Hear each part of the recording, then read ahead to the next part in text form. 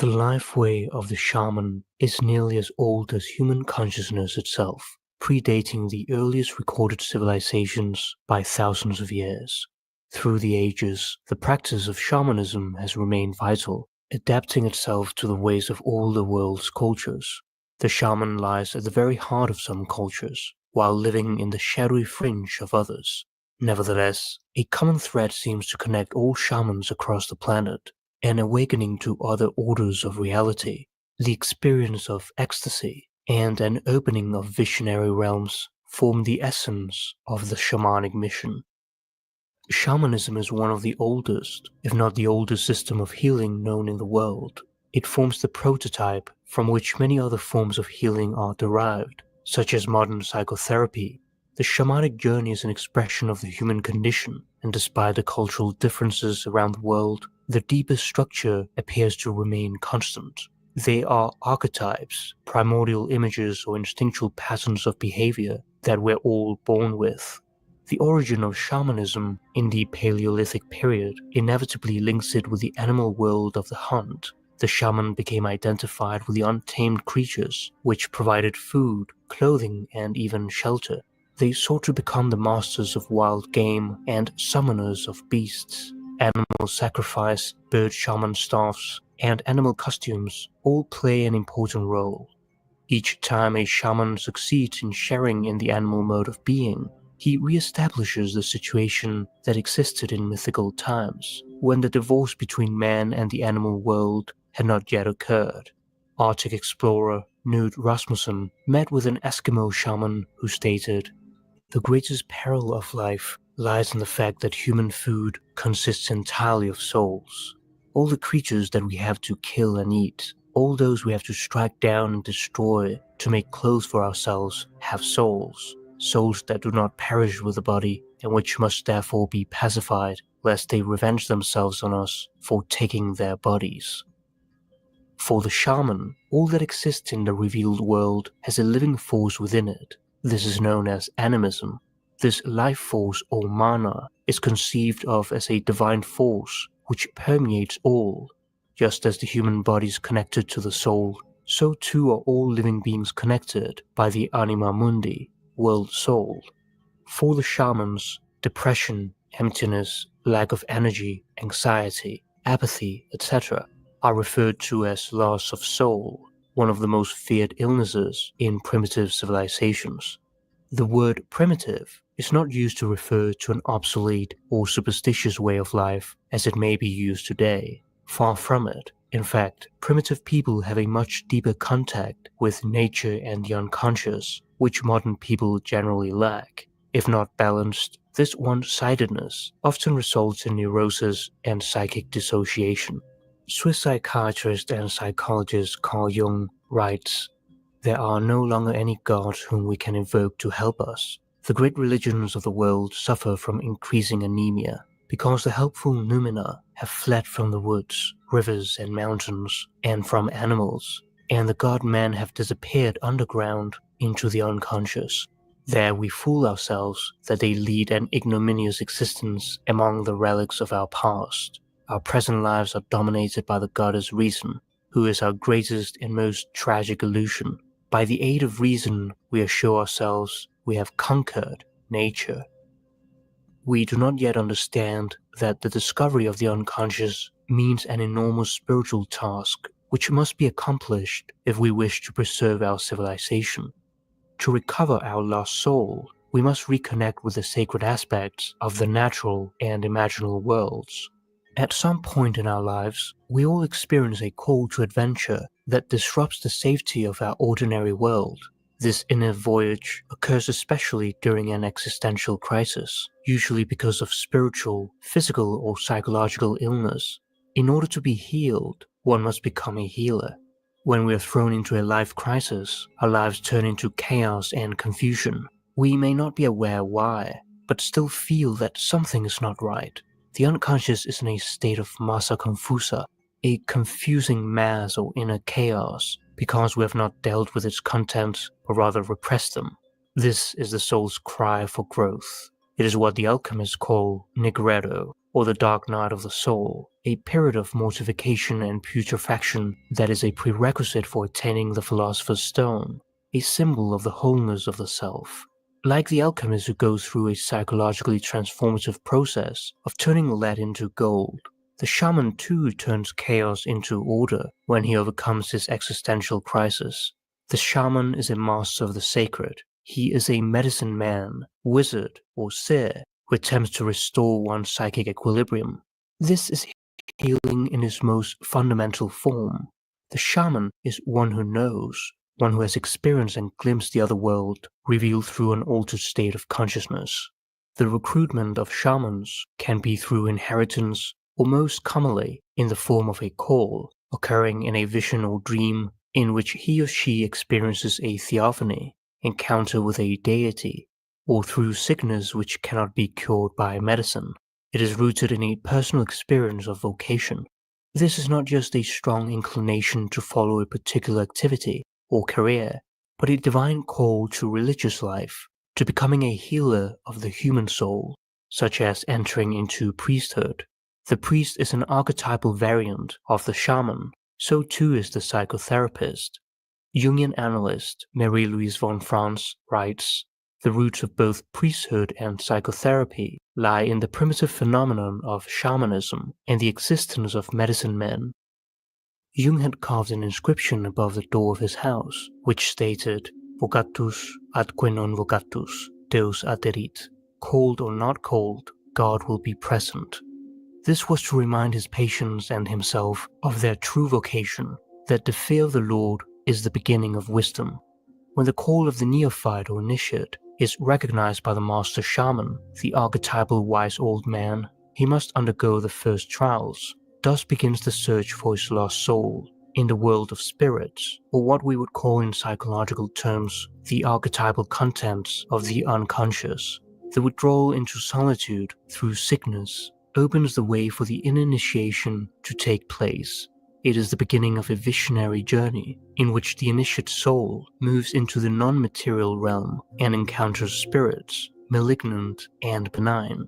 The approach to this infinite mystery is made alone. Physical, solitary, and silent rituals are the ones that register most deeply with the unconscious. When our ego attitude changes in response to our dreams and visions, the unconscious responds. The unconscious is like a mirror. The face we turn towards it is reflected back to us. Hostility lends it a threatening aspect. Friendliness softens its features. The journey to become a shaman can take years. If the initiate passes the trials and is approved by the spirits, he or she becomes a shaman. The central element is the death and symbolic resurrection of the neophyte. After such an experience, it often happens that the shaman can understand the secret language of spirits or animals. He has access to a region of the sacred, not accessible to other members of the community. The shaman has overcome death and is no longer the same person as before. To have contact with the dead signifies being dead oneself. The shaman must die so that he may meet the souls of the dead and receive their teaching, for the dead know everything. As such, he possesses vital information for the sick. The shaman himself does not heal, but rather mediates the healing of the patient with the divine powers. This is what distinguishes the shaman from the neurotic person, who is unable to find a cure. One of the main works of the shaman is to encounter and retrieve the lost or stolen souls of his people, establishing a soul-to-soul connection. The shaman can also encounter and guide the souls of the dead, human or animal. He is responsible for the religious direction of a community and guards its soul. This is the sign of the true shamanic vocation, a spiritual condition in which one temporarily transcends the profane condition of humanity. The neophyte is not completely alone during his journey. He often has the help of spirits with animal form, such as a bear, eagle, wolf, fox, deer, etc. These act as tutelary figures, or psychopomps, guiding one through the untamed lands, where one must face the most strenuous of all ordeals, initiatory rites necessary to become a shaman. For the Ainu shamans of Japan, the world is inhabited by kami, or spirits. Animals are considered gods in disguise, who live in their own god worlds, invisible to human eyes, but who also share a common territory with humans. Von Franz writes, "Magical animals are often the symbols of the self. In the north, it is usually the bear who is the embodiment of the self for the shaman, because he's a great nature deity. The shaman acquires his healing power and creativity from the bear. In Africa, lions and elephants represent the self, and sometimes also other magical animals who embody the supreme divine power of the psyche and nature. From the fact that the self appears in animal form in the dreams and visions of medicine men and creative individuals, it is clear that it is first perceived as a purely instinctive, unconscious force, greater and more powerful than the ego, but entirely unconscious. It embodies the complete wisdom of nature, yet does not possess the light of human consciousness. Just as animals have no need to be taught their instinctive activities, so too do we possess primordial psychic patterns and repeat them spontaneously, independently of any teaching. The path towards the self consists in bringing these unconscious contents into consciousness, balancing our instinctual animal nature with a human and ethical way of life. Shamans bring their inner life into consciousness by crafting sacred objects, musical instruments, clothing, etc., all of which have a symbolic meaning and are used in rituals. The shaman passes from one cosmic region to another, from the earth to the sky, or from the earth to the underworld. Thus, there are three worlds in the shamanic cosmos. The middle world is the ordinary world as we know it. The underworld is a dangerous and terrifying realm of the dead, and the sky realm is where the gods reside. One is often warned to be careful on the journey to paradise, for one must first pass many trials and suffer. The middle world is the world of human affairs, and the gateway to the underworld, where the deepest structures within the psyche are found: communion with the world of spirits, trials by fire, dismemberment of the body, confrontations with chthonic and demonic forces who devour, etc. Evil spirits often turn into allies after the neophyte has passed the trials. The cannibalistic act in the underworld represents the potential for rebirth or integration of the shadow, the unknown dark side of our personality, which contains everything we have no wish to be. There is gold in the shadow, and this gold needs to be mined and brought to the surface as psychological insight. Jungian analyst Robert A. Johnson writes, "Curiously, people resist the noble aspects of their shadow more strenuously than they hide the dark sides. To draw the skeleton out of the closet is relatively easy, but to own the gold in the shadow is terrifying." There are two wolves fighting inside all of us. The first one is evil, the second one is good. Which one will win? The one you feed. However, if you choose to feed only the light wolf, the shadow wolf will be starved and resentful, and he will attack you when you least expect it. But if you feed both wolves, inner conflict turns into inner peace. One does not become enlightened by imagining figures of light, but by making the darkness conscious. In other words, it is not the light element alone that does the healing, but rather the place where light and dark begin to touch.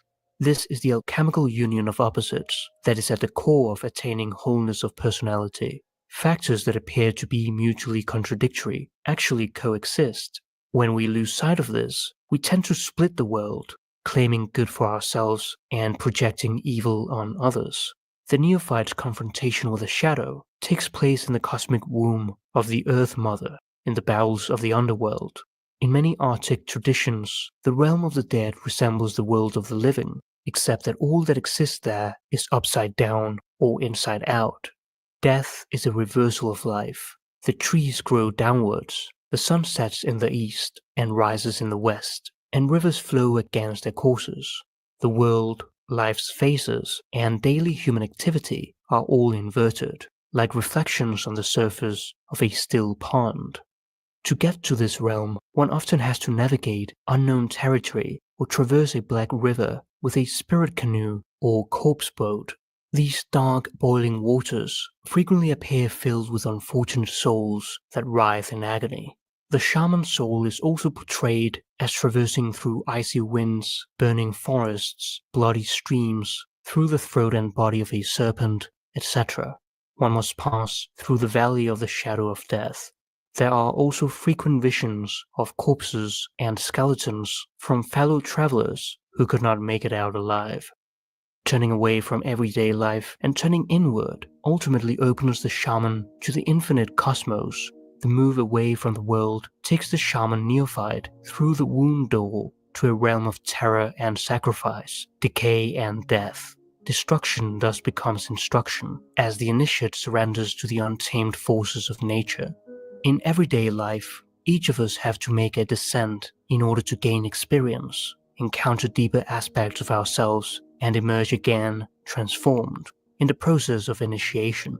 While we may not choose to descend to the underworld consciously, the self may send us downward to our destiny, because it is there where we will garner wholeness through direct experience of the challenges and conflicts life brings.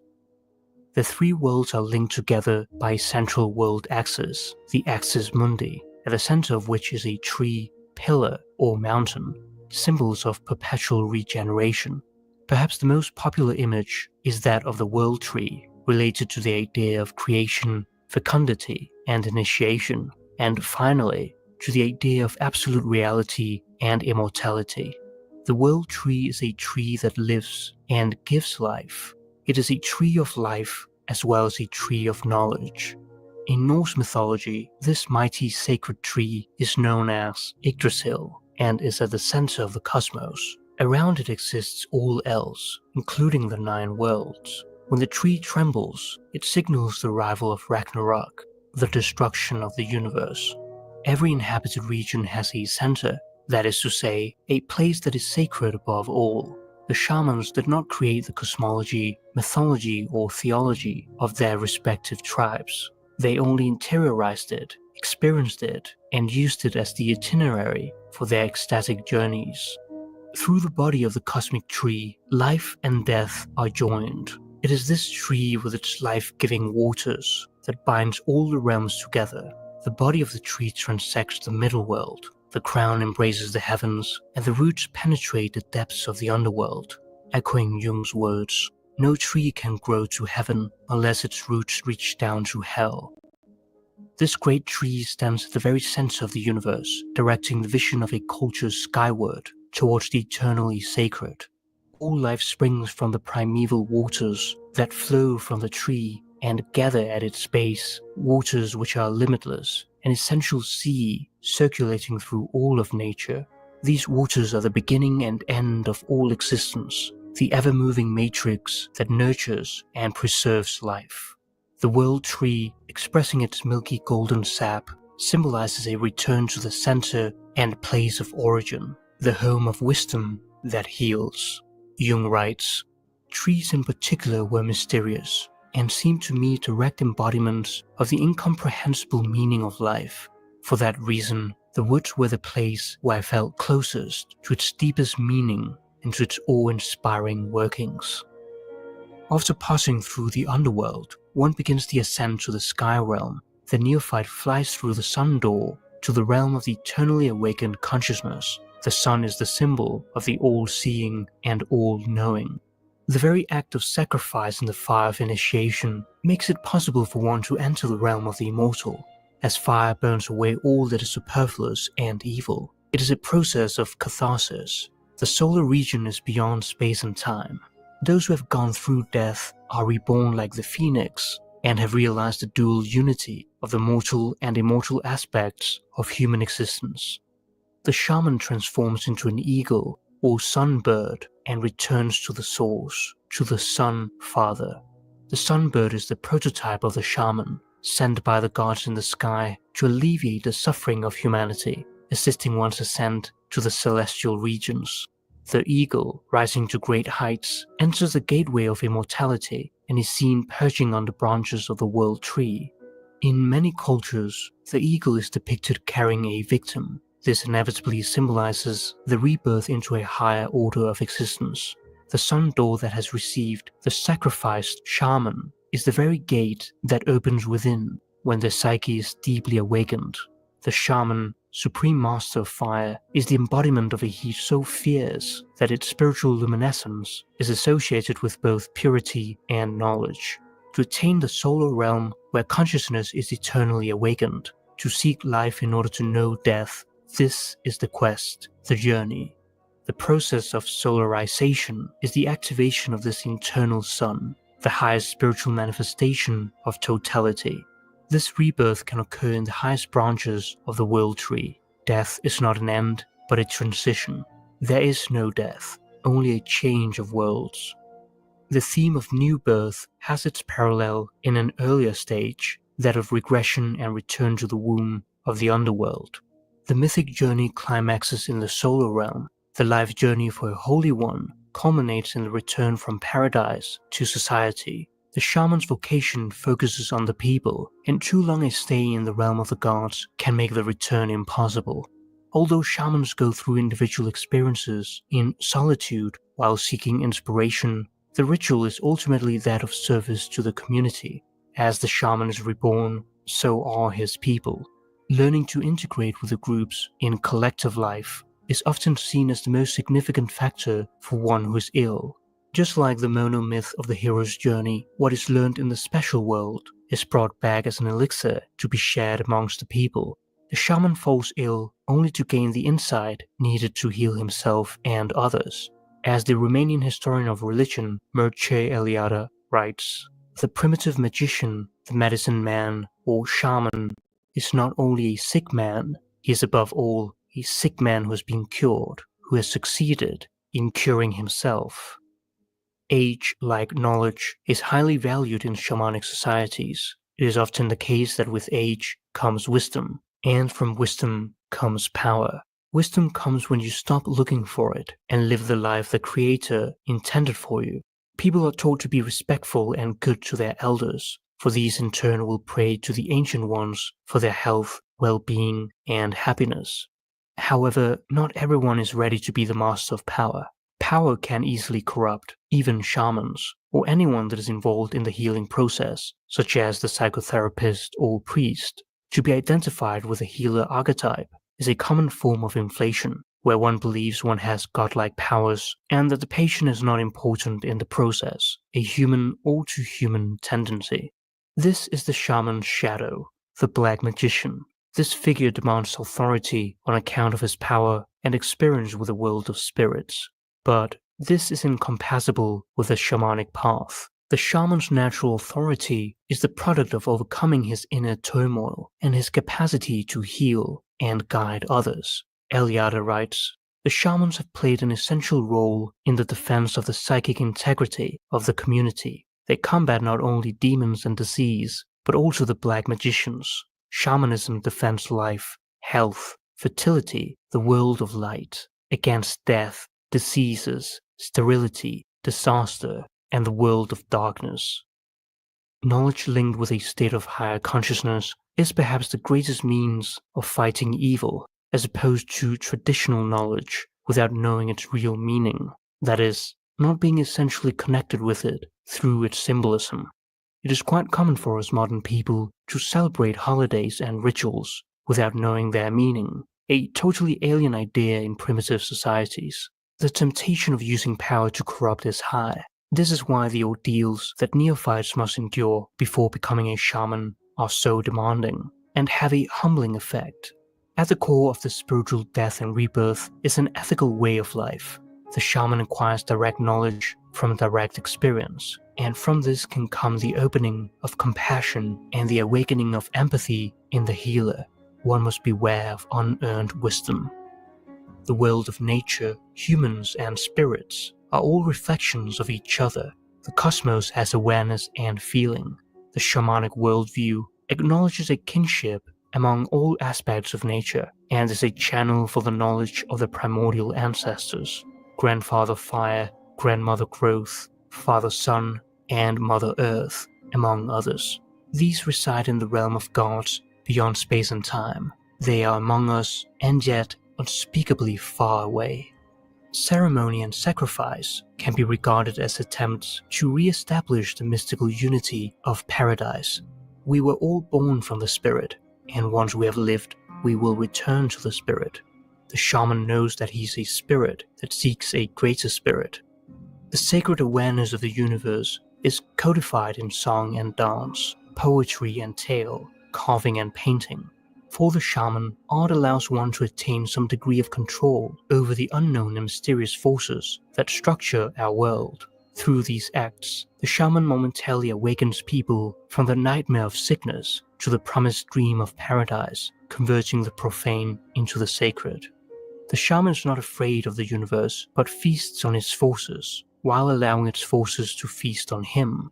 The inner figures whisper, "Fear not," yet the dreams and visions are in general horrifying. However, it is only through traversing darkness that light gains its importance. After destruction comes instruction. We must balance the terror of being alive with the wonder of being alive. Eliada views the shaman's role as a healer who practices archaic techniques of ecstasy. The art of ecstasy is a timeless primary phenomenon. It is to stand outside oneself without ceasing to be oneself. The psychological experiences of rapture are fundamental to the human condition, and hence known to the whole of archaic humanity. The shaman portrays his adventures through the ecstatic actions of trance, chanting, drumming, and dance. Entheogens, generating the divine within, have also been used for thousands of years in sacred and ritualistic contexts. The shaman performs the journey physically while undertaking it on the spiritual realm.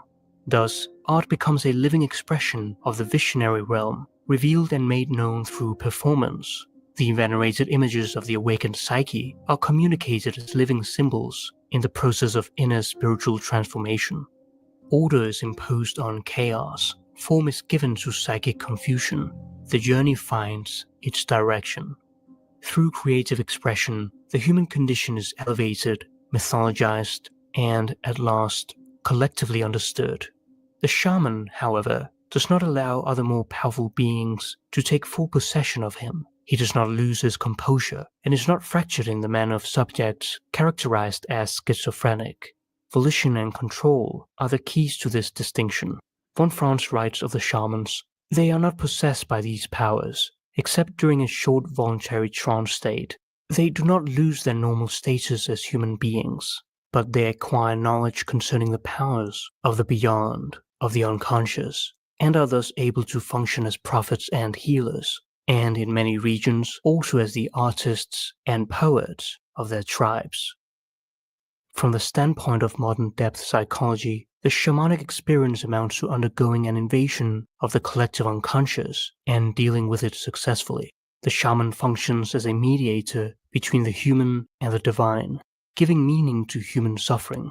Out of this myth of healing emerges a transcendent relationship to the celestial realm with the particular culture, whereby health could triumph over illness, and a vision of harmony can take place for the person who seeks the shaman's services.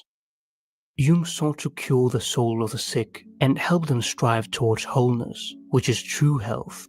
Similar to traditional shamans, Jung wanted to establish a relationship between the sacred and the mundane. Through our numinous relationship with the archetypes of the collective unconscious. In fact, the path of the shaman coincides with what Jung calls the process of individuation. To be in a situation where there's no way out, or to be in a conflict where there's no solution, is the classical beginning of individuation. If one is humbled by this, the superiority of the ego is knocked out, allowing the unconscious to flow into one's life.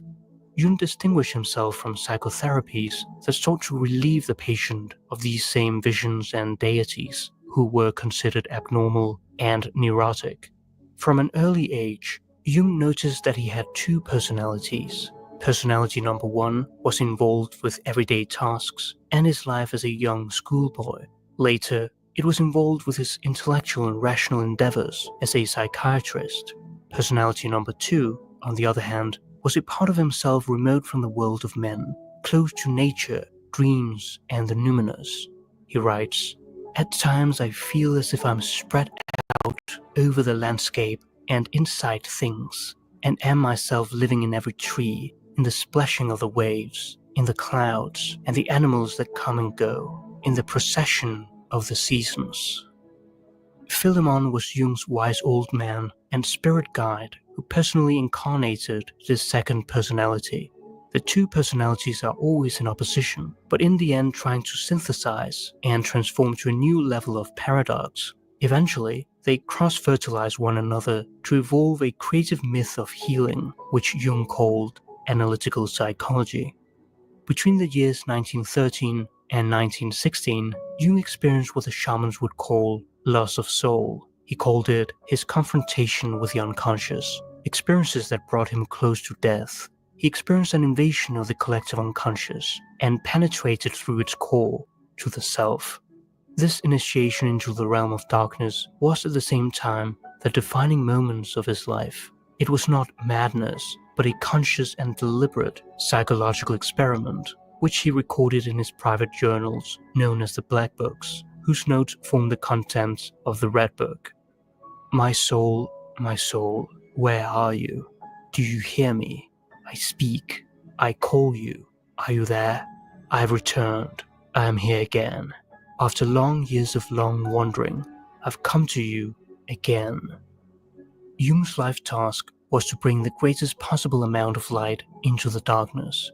For Jung, the psychologist is a healer of the soul, who facilitates the healing process that consists in bridging the psychic dichotomy at root in the individual, so that the cure would grow naturally out of the patient himself. As Jung writes, the patient must be alone if he is to find out what it is that supports him when he can no longer support himself. Only this experience can give him an indestructible foundation. No rational arguments and no pep talks can stir up conscious willpower to encourage the depressed person to step forward into the future. It is evident that the patient has no idea what to do. One must accept this situation. Finding a way out is beyond one's rational powers. Only the irrational soul, with its transcendent function, can find a way forward. Only the experience of soul, the discovery that one has a soul, and can even become one's soul, offers any solution for a loss of soul. Jung cured patients with mental illness who were considered lost causes, and some of his patients have said that he was the only analyst who could analyze dreams without hearing them, as if he could, at times, stare right into their souls.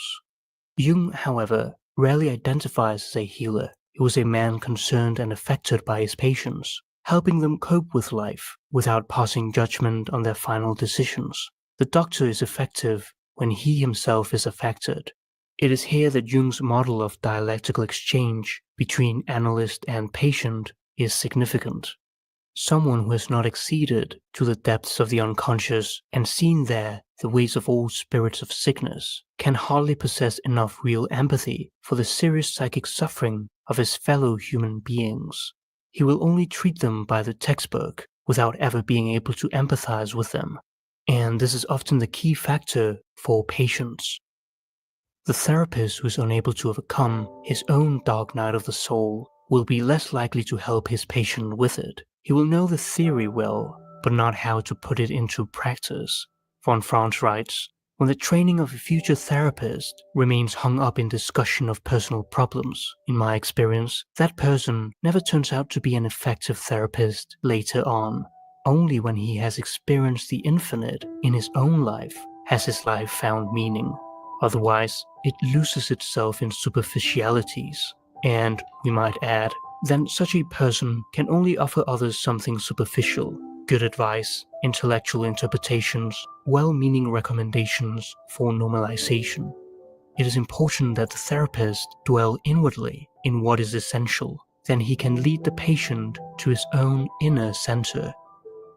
In the process of healing, we seek to unite the fragmented parts of ourselves so as to become whole. We are born integrated, we disintegrate, and we have to reintegrate. Wholeness only has meaning when we reunite our fragmented self. As Jung stated, only the wounded physician heals. This is the secret myth of the Greek healing goddess Asclepius, which in its essence touches upon the archetype of the wounded healer, the central archetypal pattern of healing at the deepest level. The shaman is the wounded healer par excellence, and this archetype comes from shamanic experience. The shaman is the great specialist in the human soul. He alone sees it, for he knows its form and its destiny.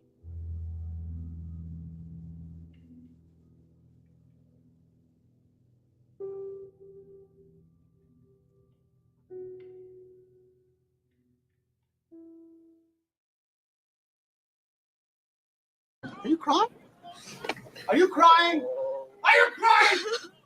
There's no crying. There's no crying in foosball. You fucking cried after 3 days in the fucking holding tank. Looked like a fucking pile of wet rags at court. You should see how I showed up to court after 3 days in the box with the light on. Please, is there anything I can do, sir? Please. Does he look like a bitch? What? Don't do this to my wife, man. You don't know what you're doing to my family, man. Does he look like a bitch? Sir, please don't make me sleep in jail tonight, sir, please. I'm begging. We're not criminals. They're gonna make me sleep in jail. Continue. You were saying something about best intentions? Josh has never been arrested for recording. Okay, so that's him getting arrested, and then his friend here makes a phone call that I want to touch on. You know, that love shit usually goes one way, the hating shit usually goes back the other way. And it's usually a motherfucker that has more power and an inspiration who does all the loving, and it's usually the one lacking that doing the hating. So everything as it should be. Now you start to communicate the real idea. Oh, you're far from stupid. All right? There's many folks on here. I know they ain't stupid. They're very clever people. They're very intelligent people when they want to be, but they're very ignorant when they choose to be. They want to ignore the facts, the record, the history, the words, the terms, the etymology, the sentiment, the cause and effect, the logic, where it all leads, the morality. They just want to put all that to the side because they got a feeling and a cause. That is the bane of our existence at this time. That is political correctness. That is division. And that's how our masters are gaming us on all sides, from all colors and all classes, whether you realize it or not. And that's why, for folks who are new, I call myself the unslaved one, because I'm under this strange notion that we're all in slavery on some level, that we're all being genocided on some level. I mean, I could point to them things they're shooting in the skies. I could point to the things they're shooting in your veins. I can point to your political structures and the corrupt clowns running it that you vote for to be your daddies on all sides. There's many reasons I have, strange as I am, to believe that we're all being enslaved and or genocided. And we don't have the time, energy, and attention to sit around arguing over colorism about it. I think the fact that it's happening to everybody on all scales to different levels is the reason we should be uniting now more than ever. I'm weird like that. Does that sound familiar to any other group of people out there? Hello? Anyone with me? I'll wait. I'll wait when it starts to become clear what the obvious dynamic is here on this land, color aside. Because we're talking a culture issue, we're talking a class issue, we're talking a status issue. What we're oftentimes not doing enough of is talking common fucking sense. Mr. O'Shea? Man, fucking nailing it, dude. We have to hold out that, like they say, while a lot of folks use it as an excuse, we're all growing and learning here. Yeah, there's a fine line growing and learning, but just being a coward and never moving to the next level. I know that because I know me, and you're not going to convince me any different. Right? Like we're on like 3, 5, 10 years of this shit. Motherfuckers, if you're learning at this rate, you're going to be dead before we do what the fuck is minimal and necessary. The only reason that these motherfuckers need to have me in a room because I got the key to this understanding along with other folks, and we need to get this right to do the next right thing. If I have to lead in that perspective, well, then I was chosen to do that.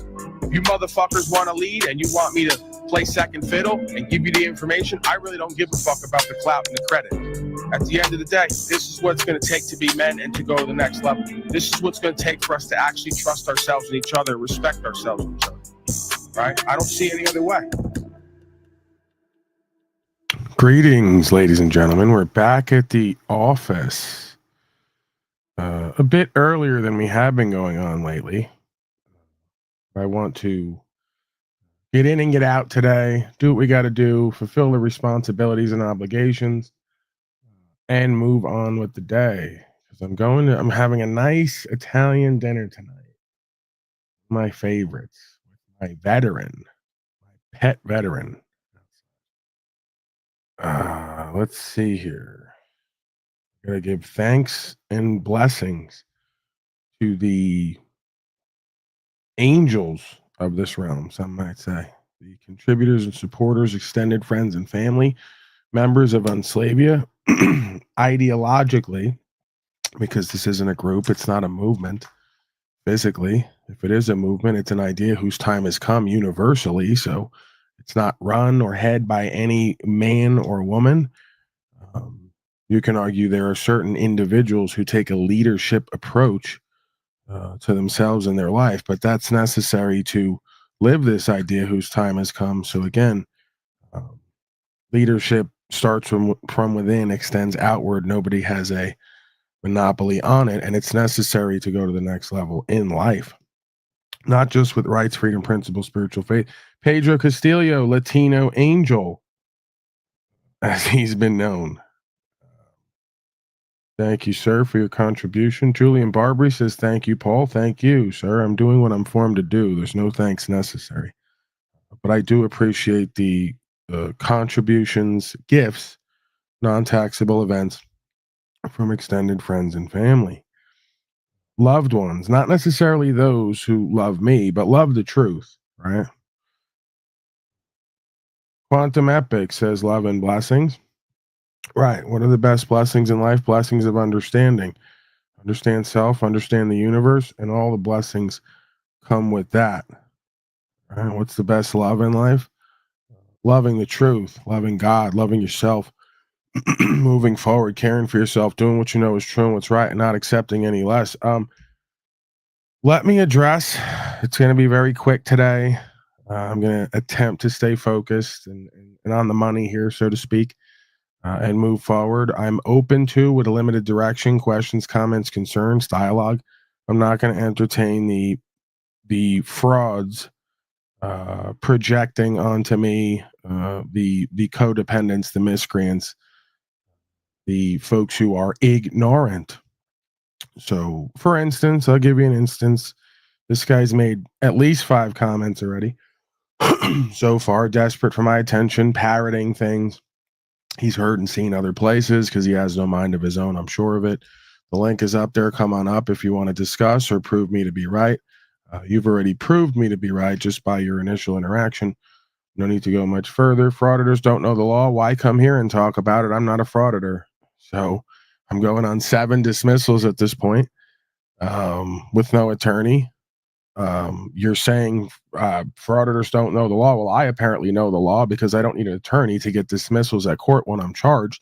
And I'm now in the process of litigation, suing the county and the state of without an attorney again, handwritten claim myself. So I'm not a frauditor, and I definitely know the law because I keep getting results and I get results for people around me. So take that shit back to wherever the fuck you got it from. It's meaningless here to me and with these people who know the results here and have the record. Okay. It's so much so the case that you got folks running around yelling, why is he free? They can't believe it. Okay. So apparently I know God and know the law to an extent where I'm able to do things that people say, why is he free? We can't believe it. I'm not them. I'm the guy who you and whoever you got that from are not going to come over here and interact with. And you damn sure ain't going to let me up on your channel because you already know what's going to happen. I'm going to run rings around you and your favorite scholar, non-scholars, you know, all the geniuses who can't do a broadcast speaking on the fly because they have no heart-based consciousness and they're lacking in intellect, to say the least. Okay.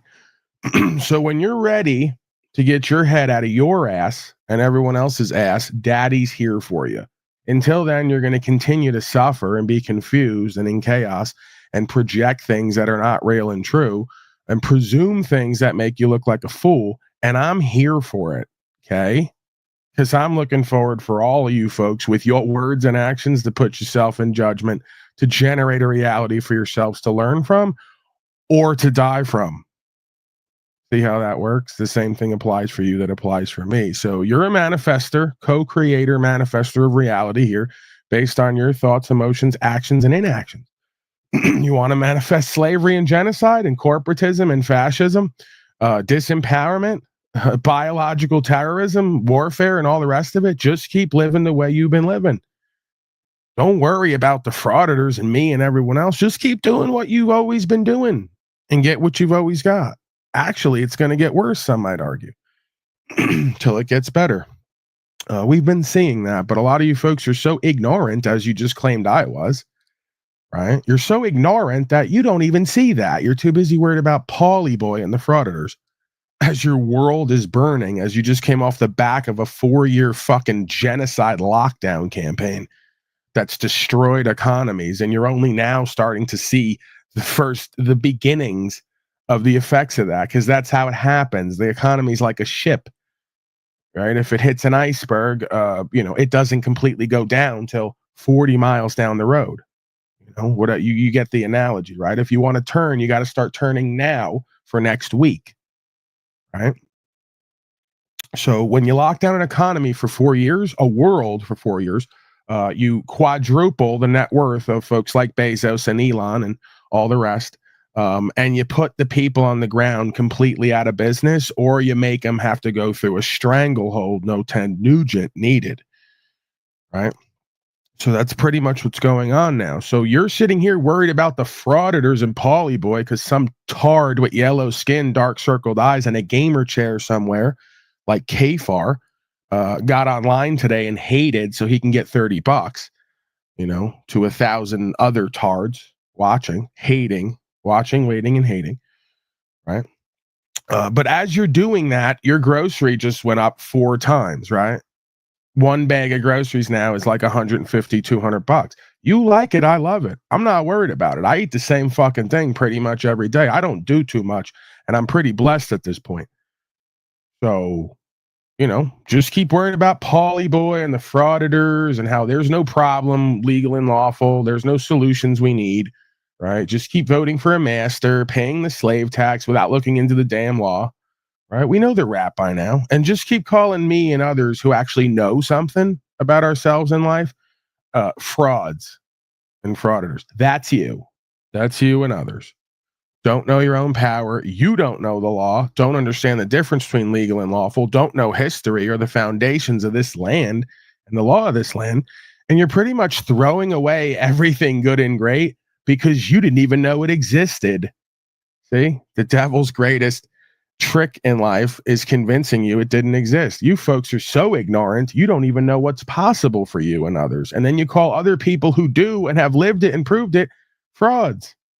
That's the height of disempowerment. Okay, we have a tard. The tard is now freaking out in chat, presenting false strength by putting thousands of emojis because they just can't have a back and forth in truth. And if they did, would make even more of a fool of themselves than they already did. So you're banned, sir, ma'am.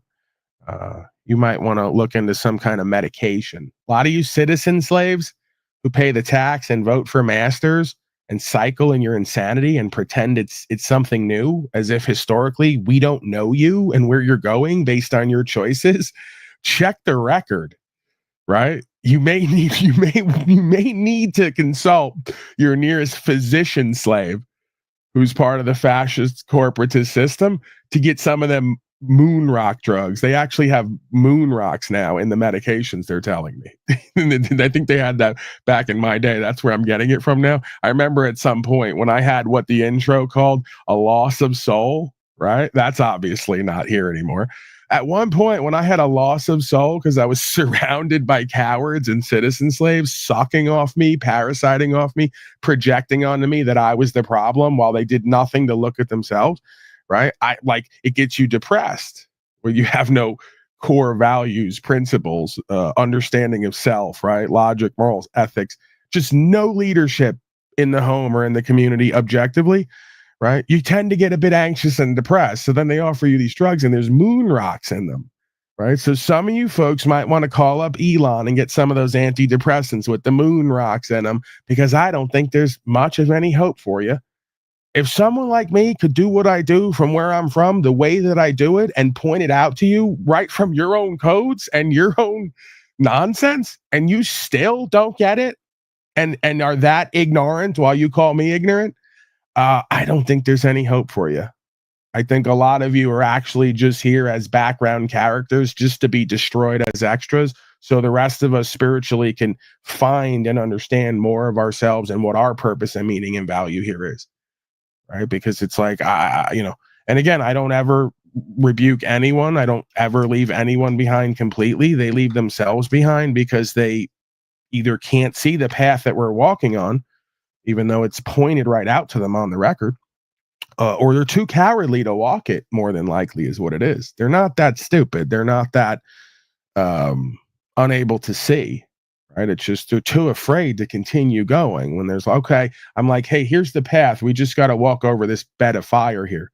They're like, oh, my little tootsies.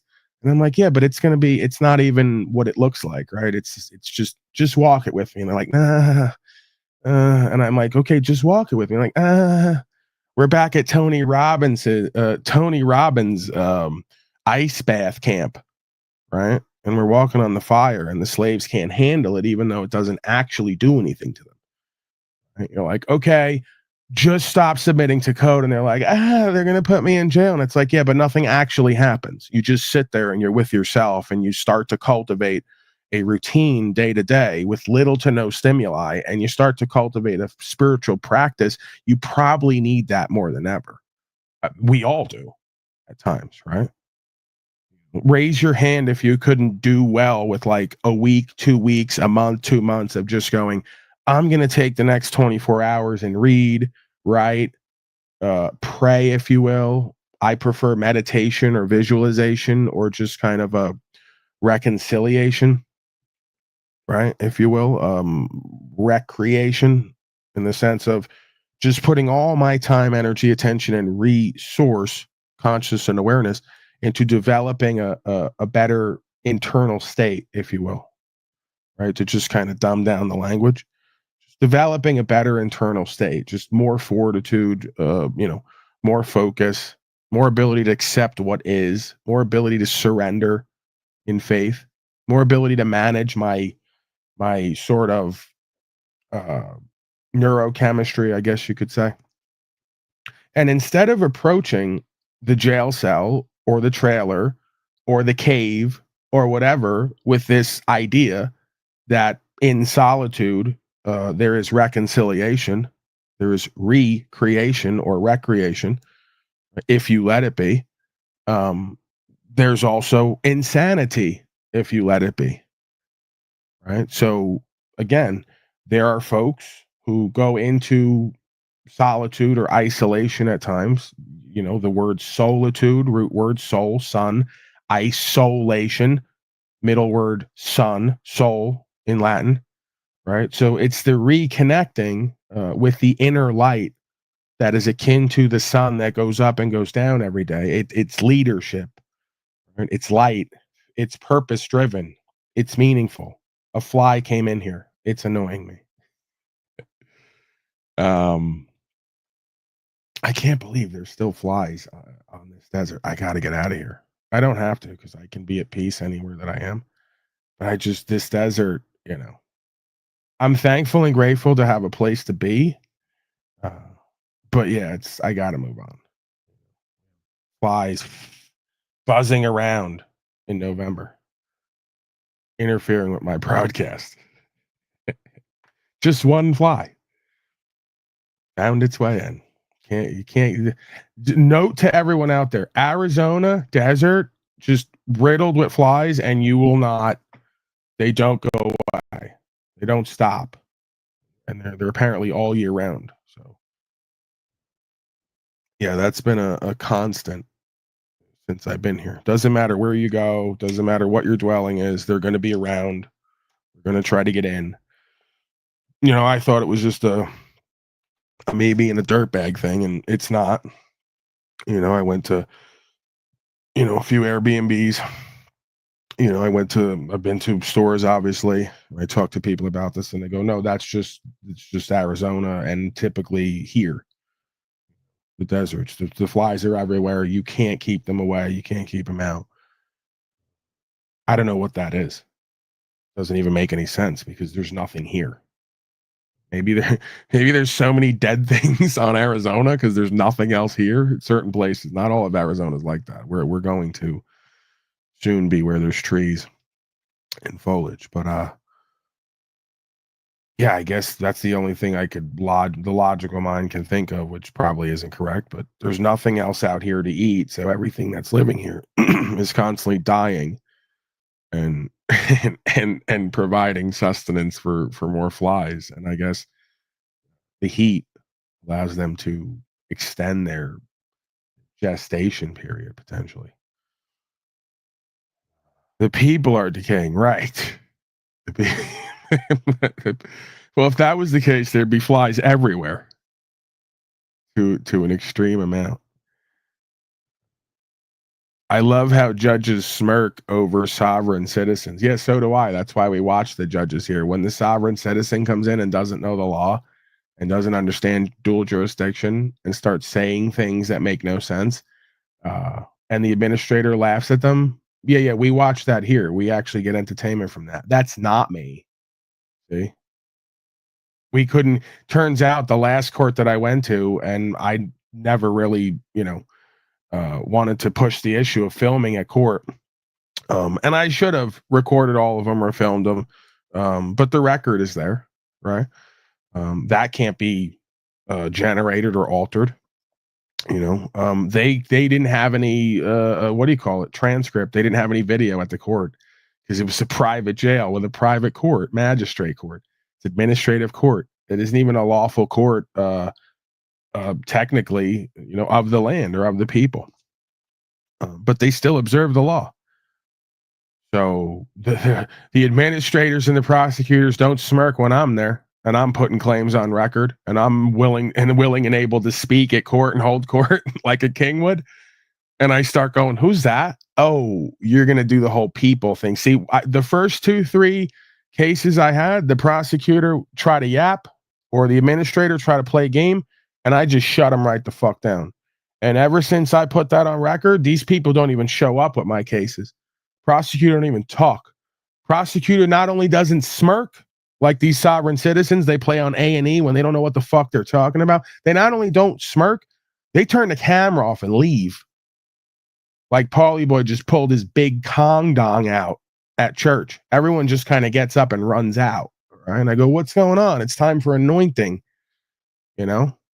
Someone's got to do some fucking in here, right? That's what court's about. Someone's got to pay. Someone's got to get fucked based on the facts of the matter and the truth and the law of the land.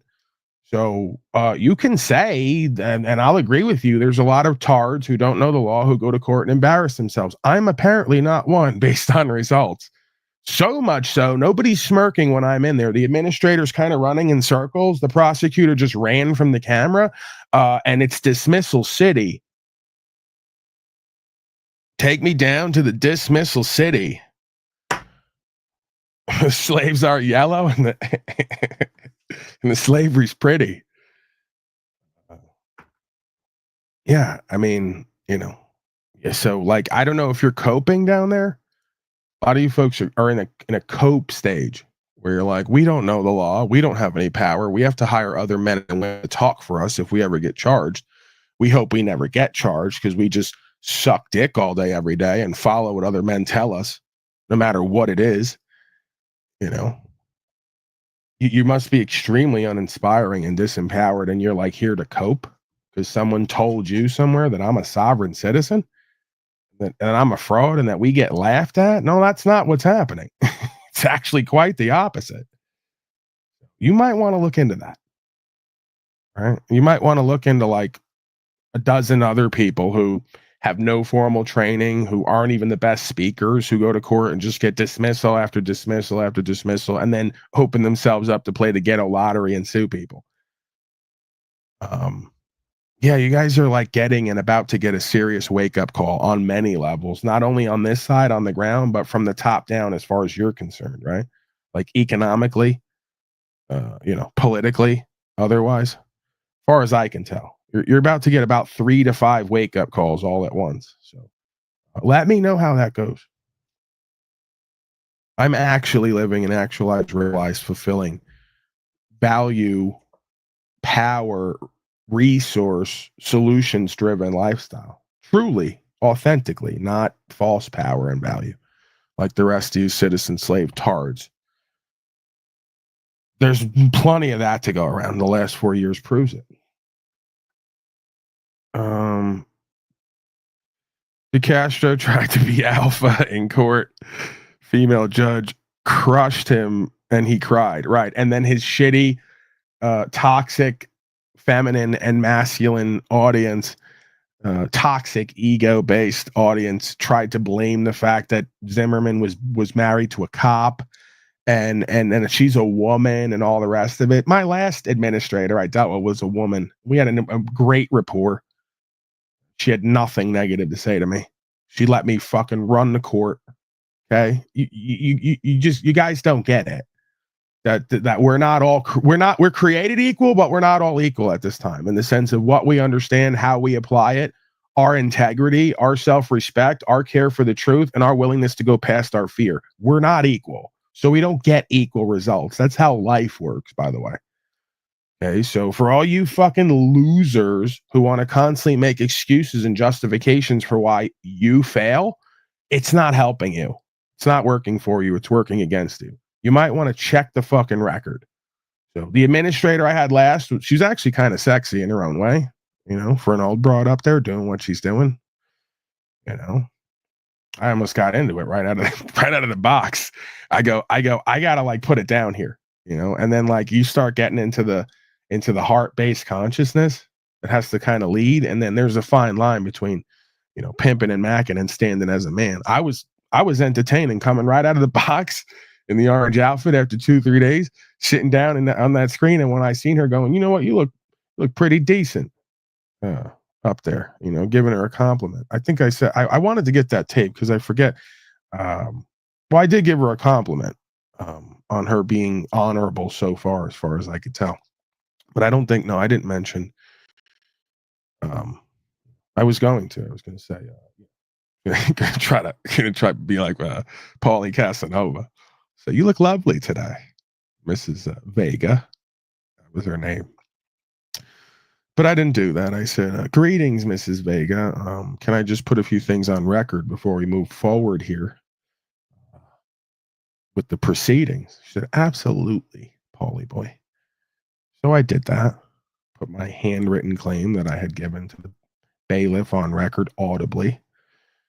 I had a copy of that ready for her that I did from the cell. See how prepared I am even from the cell. I had a handwritten claim with a copy for them and a copy for me. She said, okay. After I put some stuff on record, she said, well, the court, which means her pretty much, and whoever's in the back, because they look at these people who they're dealing with and what the record is. The court looks over your previous history and we decide if you can be like bonded or bailed out or let out or not. She went like this, like kind of smirked a little bit. Because guess what it shows on all of them? No presentment, no appearance half the time. Leave and didn't come back 3 times to places I'm not living on. Oh, yeah. Sobsits get laughed and mocked right out of the courtroom. Not. I was sitting there going, this is where she's going to hit me with like $5,000-$10,000 bail proposal, whatever else, because I got 2, 3, 4, 5 cases from fucking Denver and wherever else that I never went back to court. And I just gave them notice that there's no legitimate claimant. And I'm not prepared to present myself at this venue without a legitimate procedure. And I just never went back. Little did I know, later I found out they had dismissed all that, all the warrants, all everything. Because they have no contract, they never attain jurisdiction, and their risk management knew if they continue at this, I'm going to sue them. And I can talk and walk and write. I'm an actual person who can get shit done if I need to. Right? It's very strange. It's like it's Columbo all over again. Right? It's my cousin Vinny all over again. So yeah, she's like, the court looked over the record, and we decide if we set bond or bail, we're gonna just let you out. You know, contingent upon a couple things that's gonna be on this paper. Of course, I didn't sign any of that because I don't have to.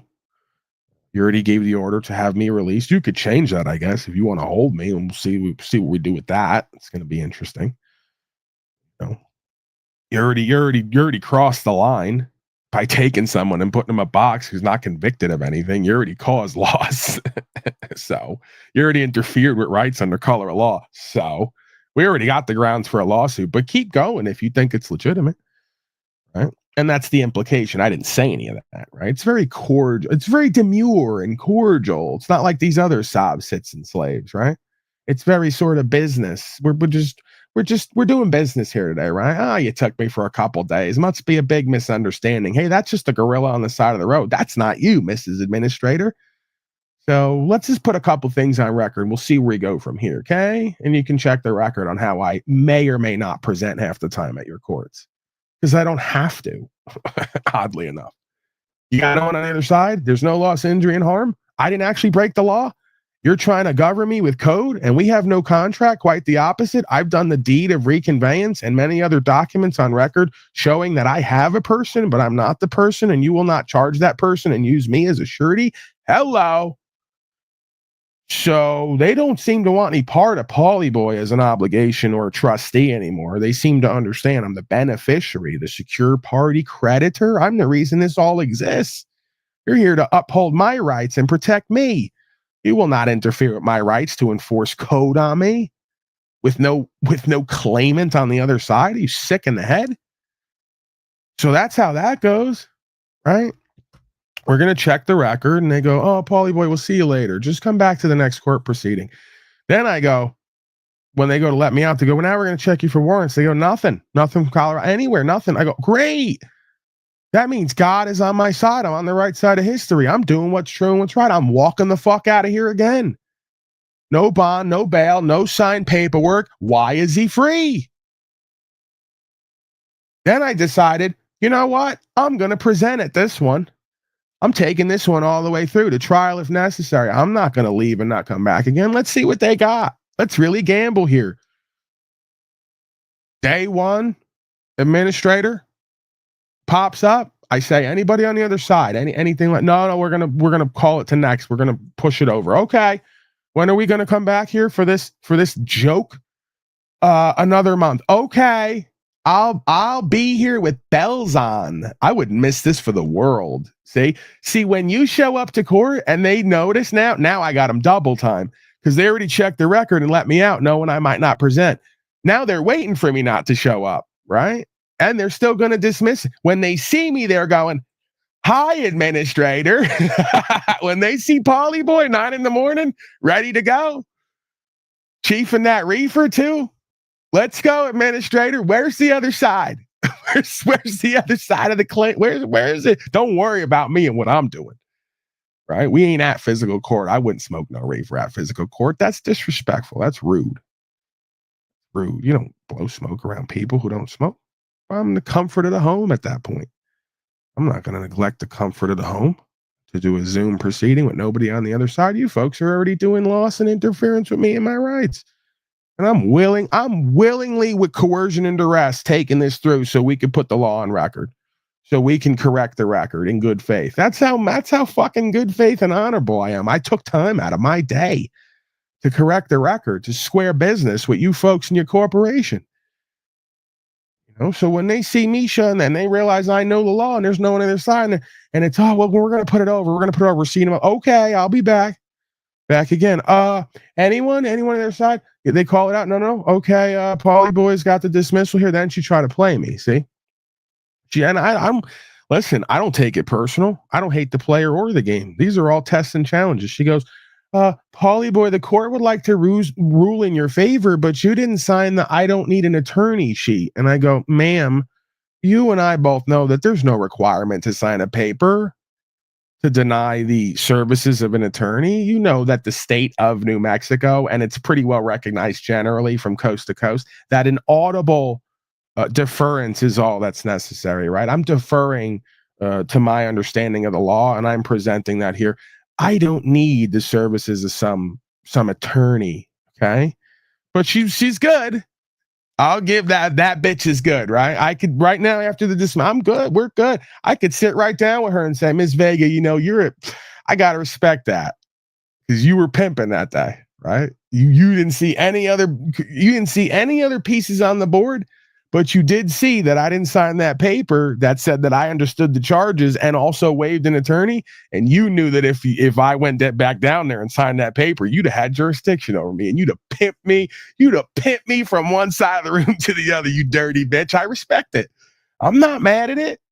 I don't hate the player or the game. I got respect for this situation and reverence for it. I'm being tested and challenged. I'm walking this walk. Throw whatever the fuck you got at me. This is trial by fire, right? So that's the thing. I'm not a hater. They say I'm a hater because I call people out and I speak the truth and shoot direct and shoot straight, and I'm not always nice, kind, and polite. That's not what it is. I care about the truth. I care about the game that is life. I want to do better, be better, have better. I want understanding. I want solutions. Get me right. You know? So I respect that. She's there to pimp and max. She's there to test and challenge. She wants to know how much of a frauditor I am and how much I know the law and common sense and how much I can move because I'm a player or I'm a bitch ass motherfucker. She said, Paulie boy, we'd love to rule in your favor, the court right now, because there's no one on the other side. You were right, Paulie boy, but you didn't sign that paper that said you understood the charges and that you don't need an attorney. And I go, that's because I'm not understanding the charges. Doesn't make any sense to me. And you and I both know there's no requirement for me to sign any paperwork to deny an attorney. So would you like me to send over a written affidavit to put on the record there? I got no problem doing that, lady. I'm so fucking good faith and honorable. I'm so sexy at this court. Not physically, right? I'm a Shrek creature. But I'm so fucking I'm too sexy for this court. Too sexy for the affidavit. I'm too sexy for that document you want me to sign. I started literally, I didn't actually do this, but in my mind, I started doing a dance at court. I started reenacting that song from back in the day. I go, I'm too sexy for the paperwork, too sexy for the attorney, too sexy for this courtroom. And she was like, wow, Paulie boy, you really are onto something there. You do this on your broadcast? I go, yeah, sometimes. People are entertained by it, you know, just like you do here. You act out sometime, play games, do all that. They're entertained by it at the court. You know, shit, I don't mind playing jester at the court. The facts remain the same. See, you can ground everybody with a good sense of humor. Everyone to reflect. So, yeah, you know, once I let her know, ooh, yeah, I see what you're doing. You're pimping a Mac, and I respect it, and I got to move for that. She goes, we got a player here with you, Paulie boy. That's what women respect. Not a player being deceptive and manipulative or any of that. That's that weak shit. That's that little boy shit. A player in the sense of when she throws the ball at me, I throw it back. Catch it and throw it back. She goes, oh, we got a player here. We got someone who knows the law. We got someone who knows themselves. We got someone who can self-govern. Oh, yeah, this shit ain't necessary for him. See how it works? I don't need to sign any of your papers to put it on record that I denied XYZ or that I understand XYZ or whatever. I could just do that with my written word and a signature real quick. You want to make extra steps up because you didn't understand, because you don't have it on the record. Okay, let me help you out. I, Paul of the Laporta family, do not require any services or products or assistance in any of these matters. The facts remain the same. And I just sign it. I'm not signing your contracts and your documents that claim I understand the charges and if convicted will face X amount of days. No, I won't. You got to be out of your mind. But she's good. You're good. You know, she just made some shit up on the fly and tried to throw it at me. She goes, you're going to need to come down here and sign this paper so we can rule in your favor. I go, that's not going to happen. Do you want to play hide and seek? Right? Let's get down to it. Do you want to play hide and seek? We got two options here. I put an affidavit on record so you understand that I don't need an attorney to attorney my rights and to get me in jurisdiction with you in this administrative private court, or we're going to play hide and seek. And I'm pretty off grid at this point. You know, I wouldn't want to test you and challenge you. You guys got ways and resources. I respect it, you know, but we don't need to do that. Right? Let's get this out of the way. You know, let's not have this hanging over everybody's head. Let's not generate any more interference, loss, or unlawful conduct than you folks already have to some degree. So it's dismissal city once again, and now they're getting sued because I'm tired of having to go to these courts or not go to these courts and interfere with my whatever you want to call it, just my life in general, my inner space, my countenance. I'm thankful and grateful for them. They're my greatest teachers and testers, but now it's over. Okay. I understand me. I'm able to govern me. You will not interfere with my rights. If you do, I'm taking you to task and you're going to pay me because I'm going to monetize my own enslavement indirectly with you folks, not here, not monetized here with you folks. Every time you interfere with my rights, you got to pay me. That's it. Simple. And you still got to get paid on the other side. You got to get paid out on the karmic side with God, right? So the devil's got to pay me in worldly currency, right? And then you got to square your debt with God and the rest of historicity, where this is going. Let's get to the docket. We're already almost 2 hours in. I'm fucking out of here already.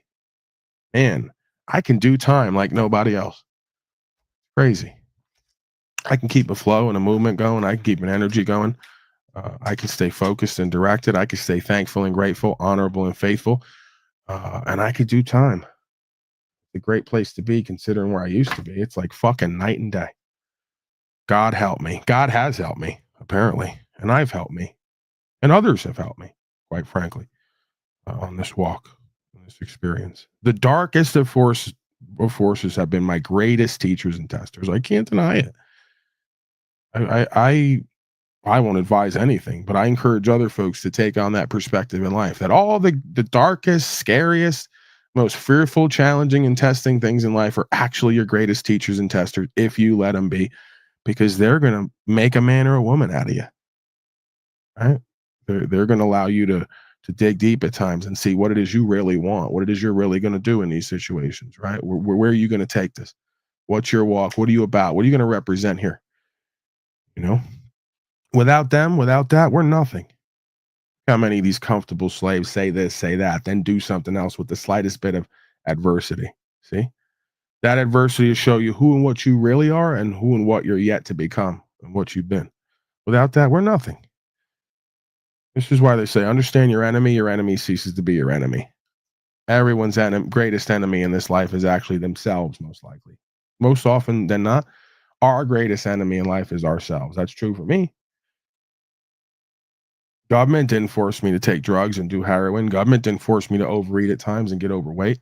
Government didn't tell me to destroy my body and hang out with loser failures. Government didn't tell me to be a fucking slave and work for barely anything and not see the potential in myself and go out on a limb, chase a dream, right? Try to actualize and realize. I did all that or didn't do all that, whether I like that or not. That's the reality of it.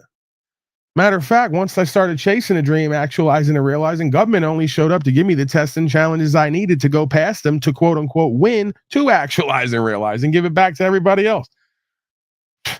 They're an integral part of this story and this experience. Couldn't have done it without them. That's the thing. At this point, I'm so not a hater. I can salute them. Slow state style. Salute, salute, salute. I ain't mad at Fleischer or none of them. They got a pimp and Mac. They got a test and challenge. You slaves have been too comfortable for too long, claiming one thing and doing something else. You're godly, you're righteous, you're free, you're an American. Well, let's see it. Let's hear it. If not, go to the fucking box. You know? Go to your fucking COVID bubble. Go to your mutual corners and cover up. Faith over fear, fear over faith. That's all this dynamic here boils down to in this realm. Becomes overwhelmingly obvious. All right. Let's hit the docket. Why the hell not? Gorilla Gems is emailing me something he got banned for on YouTube concerning Ty. He made something with Tyler and they banned him for it. I'm gonna check that out at some point, but I don't think I can play it here. Let's go woke a little bit. Want to go woke for a little bit. Wake up. A millennial white woman who has completely walked away from everything that she has known in her white supremacy based fucking piss ass families. It's true. It's true. White women are the fucking problem. They embolden the problem.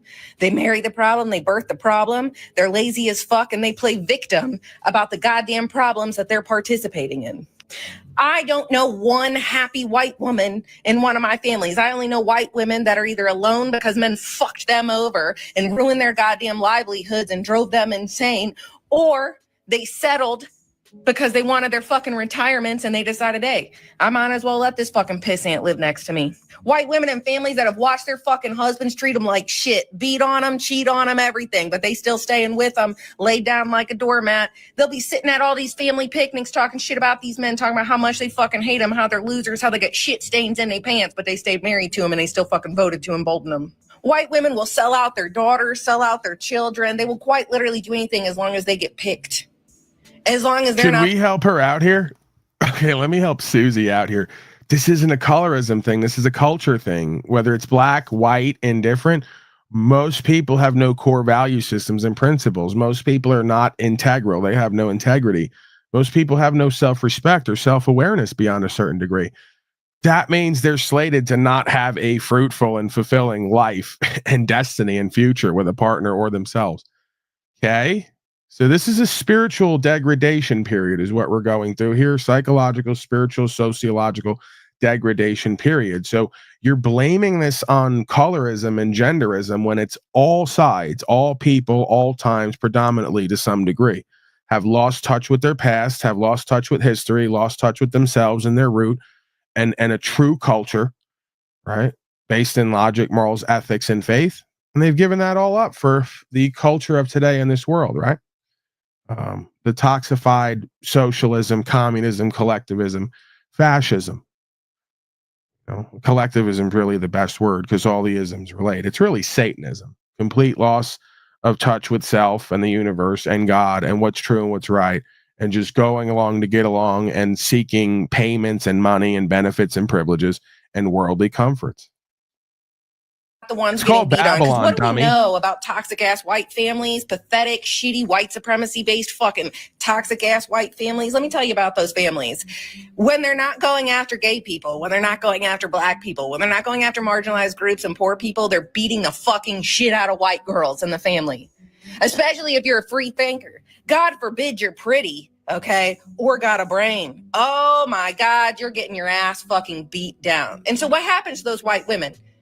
They either This woman is not pretty, nor does she have a brain. This is what you simps do, by the way. You simps and you horrible, inauthentic corporate males and fathers pay bitches like this to fuck you, right? Or try to date them, and you convince them and let them think that they're pretty and they're intelligent. You're not that. You're grotesque. Just as a personality, you're grotesque. I wouldn't want you near me for 3 seconds, beyond how you even look, right? And you're not an intelligent person. You're actually the antithesis of that. You're just another tard who thinks they're intelligent, but can't make any sense and can't make correlations properly. This is who I'm surrounded by constantly. When they say I'm better, if they wonder why, first of all, I allow myself to be that at times on here for effect, if nothing else. In my life, I don't give it any time, energy, and attention because it's an absolute comical freak show. Right? But here it's observe and report. And it's kind of like the East Coast. We have a hobby on the East Coast of complaining. It's almost like it's a purge valve for frustration, having to witness stupidity and deviance constantly. So we make a hobby out of complaining, right? I've gotten away from that in my personal life. I bring it here. So you guys get the benefit of that, right? And I've obviously become really good at it. And I'm making sense while I'm doing it. It's just one of our hobbies on New York. Just ask anybody. That's just what we do. And we scream. We scream loudly and complain about how stupid everyone is, how everything's failing, everything's getting more expensive, and it's due to slavery and genocide. Where I bridge the gap is I actually bring a solution beyond just complaining and observing and reporting and kind of using that as a pastime. I actually attempt to bring some solutions to myself and others. Most don't do that. find their way in the family so that they can at least be accepted and have love and support, whatever the fuck that looks like, or they leave like me and they get demonized and chastised for it. This is white supremacy. Everything these fucking people are saying is true. I've watched white women in my family show up for my crackhead cousin who's been to jail a dozen times and put money on her books and celebrate her because she's selling herself short and being a fucking nobody. When I graduated college, not one of my fucking aunts or mothers or any of those things was there to support me. Nah. You want to know why? Because they didn't like it when I got smarter and I got more intelligent and I could empower myself. Because white women are just a tool for abusive white men to stay in power. I am completely unhinged. I went to the grocery store and while standing in line, I was trying to guess who voted against my rights. And I couldn't guess anymore. I was out of guesses. Because you're like sheep in wolf's clothing. And I just wanted to scream, who the fuck here? Hey, what's this thing now? Snafu Snaps does this. All these people now in this day and age are so retarded that they try to make sense and can't, that even the cliches and the phrases, sheep in wolf's clothing, it's a wolf in sheep's clothing. For the 1,000th time, can the tards just keep something sacred? Is anything sacred at this point? Not even the sayings and the phrases and cliches can stay intact with this retarded generation. Most of you are actually, ironically, this is a Freudian slip. I've realized it at one point. Most of you are sheep in wolves' clothing. Okay? That's you. Crying online, yelling and screaming, acting out, but don't do anything to solve the problem because you're too fucking shook and too much of a follower, but you scream online. That's not me. Right? So it's adequate because what you're saying, like Snafu, exactly another person who says it constantly, is that he's a sheep in wolf's clothing. What you're saying is a wolf in sheep's clothing, a predator pretending to be one of you.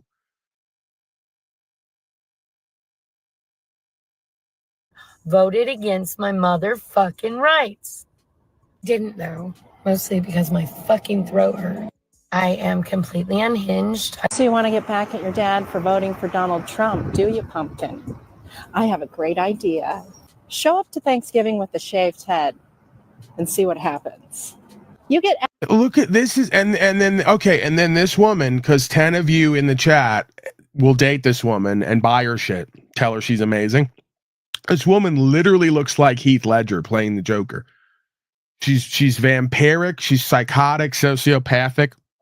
Bizarre color choices, freakish looking, right? But she's got it. She's sexy. She's got her pick of men. You know, it's incredible. This is we're witnessing it. Every time I watch these woke videos, I gotta get out. I gotta go. I just gotta go have a decent meal, right? Get back to myself. You know, maybe go for a walk because we're witnessing it. Oh no, this is the downfall of culture and society. No matter I don't care how you want to look at it from either side. Extra points if you consider yourself a daughter of an American dad. Ooh, that would light his ass up, wouldn't it, babe? Because American dads have the absolute hatred for women and men at this point from both sides. The express themselves. The plan is almost complete. Real mad when you do for yourself. Other dad mad options would include getting a tattoo on your face or your neck or even your hands, maybe. Ooh, or a facial piercing. That'll really set him off. I love doing shit like that so much. I even want to help you on your dad mad journey, cutie. If you're in my area between now and the 1st of the year and you would like to shave your head before you go home for the holidays, I'll do it for you for free. Comment, shave my head below, and I'll send you a form to get signed up for that special dad mad event. Isn't this right out of the biblical prophecy handbook where Delilah, whoever it is, I'm not a scholar by any means, but I seem to remember Jezebel, Delilah, someone taking Samson's hair because the hair in that story was the symbol of his power. It was allegorical, I guess you could say. Is this not the same creature again? Doesn't this creature thinks it's its own person, but it's the same archetypal, you know, joker, fool, trickster, like we talk about here, you know, unwillingly. It's lost in its own sauce, like the Joker was in the Batman archetypal films. Just Samson and Delilah again. All you men should come down and I'll take your power from you. I'll suck your power for free. And it's just, and it's giggling and laughing, and it's just, oh my God. Hashtag woke. I think this is your sign. Living dead think they're woke. Unapologetically you this holiday season, pumpkin. Let me know if I can help. That's someone's mother. You're gonna date someone, right? You're gonna grow up in this culture and date someone who that's their mother. And what do you think's gonna happen to you and the children when that thing matures? Who comes from that? What do you think's gonna happen if there's no self-awareness and co-creative sort of change that happens? you know, some kind of redeemable process in trust, equity, and faith. What do you think's going to happen to you and the kids when the demon that you're dating flourishes into that thing that didn't give it an upbringing, gave it a put downing instead of an upbringing, gave it a put downing, is what it is. Most of these people are going through put downings. They're not going through upbringings. So maybe I am and naive pathetic. to believe that Democrats would do anything about Putin, about Russia, and about Trump, about the MAGA party. Maybe I'm naive to believe that they would hold them accountable for what they've done. That's you also. They it's are also traitors you to this every country. time. Every single one of them.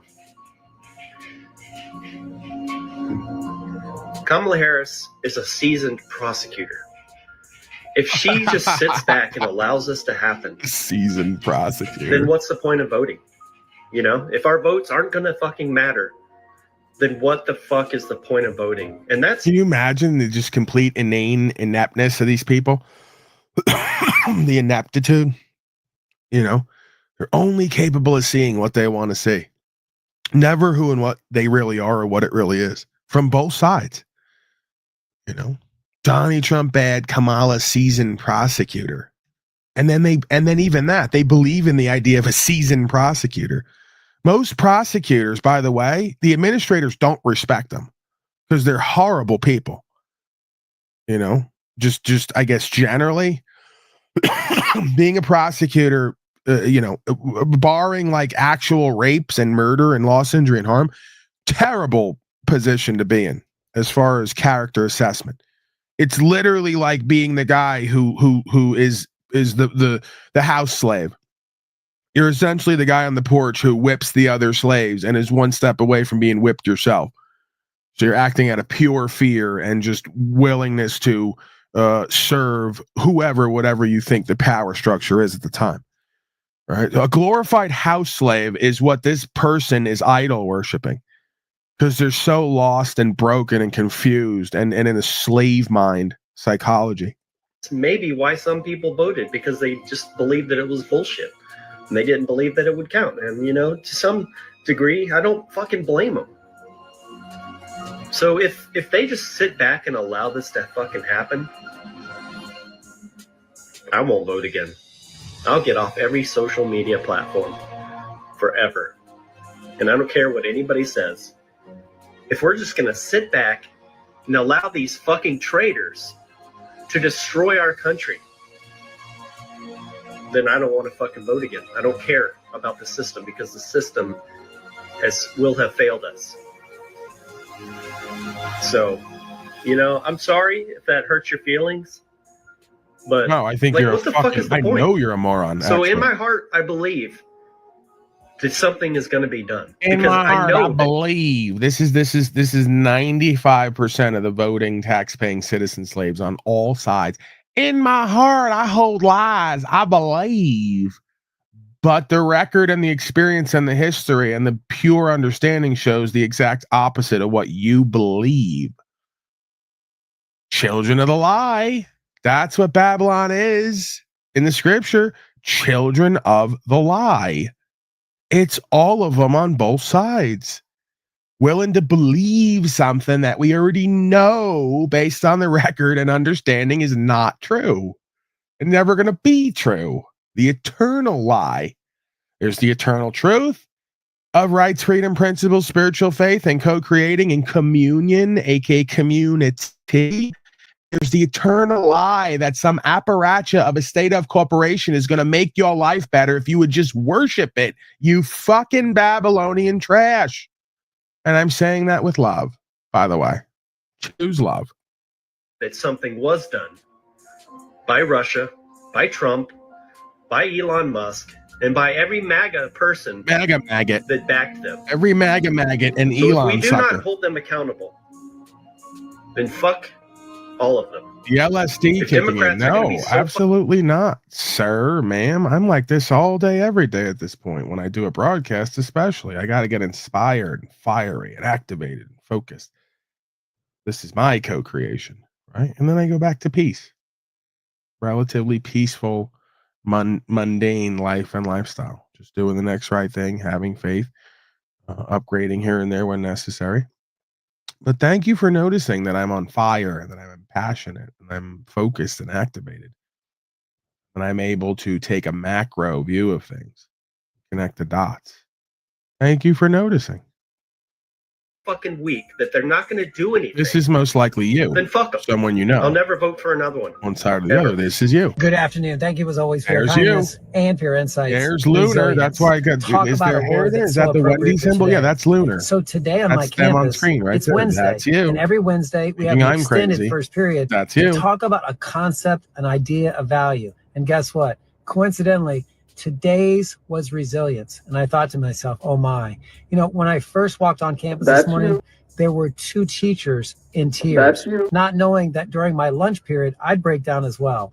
But the thing is, we teachers, we stand and deliver.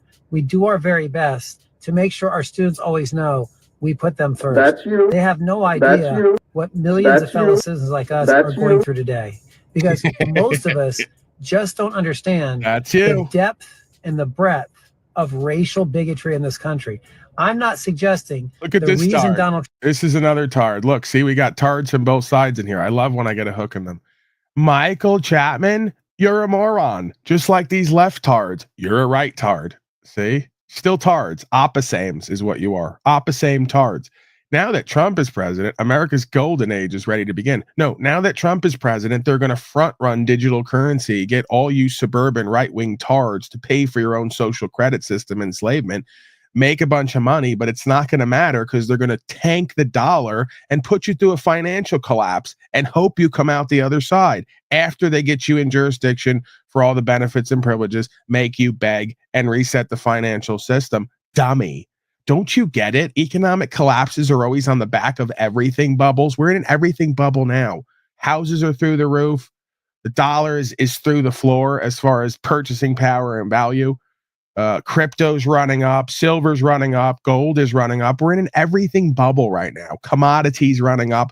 It's going to burst. When it bursts, it's financial collapse season. It's called Greater Depression. It's happened before. It's going to happen again. And you fucking tards can't look at and understand and know history and how it all works. You're too low level consciousness and awareness. I've come to the conclusion with many of you. I don't think it's even possible for you to accept what I'm saying for emotional reasons. And then there's intellectual reasons. Many of you don't have the intellectual brain power to make connections beyond 1 or 2 moves. It's been proven. I could say, this is this, it connects to this, it works like this, it's this, it's this, it's that. I could take you 10 to 15 layers down the chain. You can't get beyond the first 1 or 2. You can't follow it. Your brain is too clouded with barium and aluminum, triphosphates, all the various toxins and chemicals they spray in the air and that you consume, and you do no attempt to cleanse and to purify your vessel. Right? You live amongst toxified slaves who don't know anything and repeat nonsense regularly. So you just have completely atrophied in the brain department. You have no intellectual capacity to look around and to make connections beyond 1 or 2 moves. It's like, get up, eat a meal. Okay, what's my next move? Okay, I got to go to work. Okay, I got to pay my light bill. Okay, I got to vote. Okay. And it's like there's just no intuitional, instinctual intelligence, heart-based or otherwise, beyond just and even that is like a struggle nowadays. You get the average slave to try to put tires on the car, you leave with the lug nuts off. You get an oil change, they put the wrong fluids in. Everywhere you go, the average tard can't focus and complete a menial task because its brain is so atrophied from staring at screens all day and just fantasizing and dreaming, or lack thereof, actually. Even that's been completely distorted and numbed out. Most of these folks can't even imagine or dream. Just complete sterilization of the intellect and will is what we have going on here. And it's preparing everyone to be assimilated by machines. They've turned everyone into biological robots who are incompetent. Can't feel properly, can't think properly, can't make connections, can't complete the task. Only thing left is genocide them and replace them with robots. It's what it seems to me. And they're working on that, apparently. So it's all exactly right on time where it needs to be. It's perfect in its imperfection. It's beautiful in its ugliness. You guys are choosing that, whether you're aware of it or not. This is a choice, it would seem to me, to a degree. You got to use what God give you. You know, you got to use, what God gives you. I'm a bit distracted here. Boom. All right. Let's refocus. Joe Moore is here. I haven't seen Joe Moore in a while.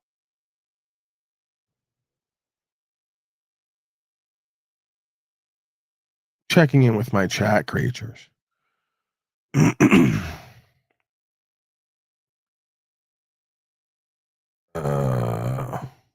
Okay. We got some nonsense is what it seems. That's what I'm concluding.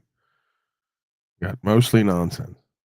Someone talking about the Rothschilds, as if that matters to you or I or anyone on the ground doing what we need to be doing. Rothschilds are not your problem. It's you, most likely. I just said that before. Were you not here? Did you not get that? Did it not resonate? Rothschilds are not your biggest problem. It's you and your cowardice. It's you and your fear that runs your life. It's you and your lack of voice and understanding, application, and results.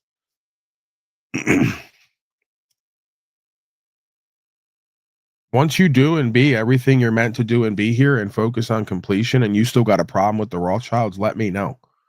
We can go from there. It's not cart before the horse. You don't get to blame the Rothschilds in the system for why you won't focus on completion and co-creation. It's ridiculous. Absolutely childish. This is your broken Freudian subpsychology, right? Just like you do everywhere in life. Mommy and daddy doesn't love me, so I'm going to destroy the home to prove they don't love me. You're supposed to become mommy and daddy, dumbass. Pathetic waste. You're going to burn down mommy and daddy's house because mommy and daddy were abusive instead of go off and create your own home. In my Father's house, there are many mansions, and become mommy and daddy cosmically. Become the real men and women you're meant to be that your fathers and mothers haven't. No, you're not going to do that. You're not going to outcompete them and replace them with a better version. You're going to become more obsolete. Living as a victim.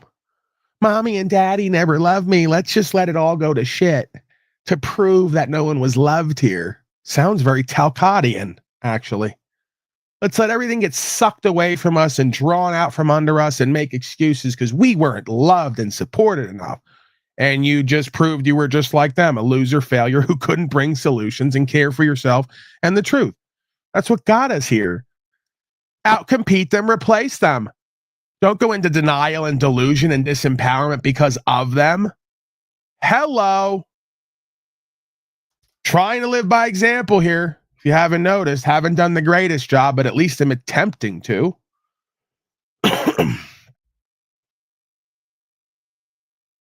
More woke, a little more woke. I don't know how much Trump won is because America is full of a bunch of racists. But what I'm suggesting is this. I'm a history teacher. I earned my master's degree in African American history. I understand better than most people that for most of our nation's history, there were far too many Americans who didn't even enjoy being treated as equal citizens, much less being awesome. See, someone did it. I asked the audience. This audience doesn't fucking love me and respect what I do here. I don't know why. They're part of it every day.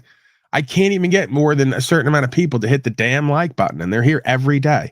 Every day, you cocksuckers show up. There's about 1,000 of you. You can't hit the like button, and you can't make a name like Paul Enslaved ruined Thanksgiving. That's fucking gold. For me. If you're into it, you're into it. If you're not, you're not. I can't make you be. But if you're into it and you don't, what's the deal? Like, I'm giving you an opportunity to shit on me indirectly and make it fun and funny. Why would it's amazing? Even the haters don't take that. Why they don't? I don't. It's just because they're just contrarians. They're belligerent, oppositional contrarians. But I salute you, sir. Slow state style. Salute. Paul Enslaved ruined Thanksgiving. That's because I heard that so many years in a row. I got used to it. I've now had a good humor about it. I'm philosophical about it. You know how many years in a row I've heard that? Seriously, I'm not kidding. At the house, wherever I've been, Paul Enslaved, it wasn't Paul Enslaved. It was Fat Paulie, nephew, son, cousin, ruined Thanksgiving.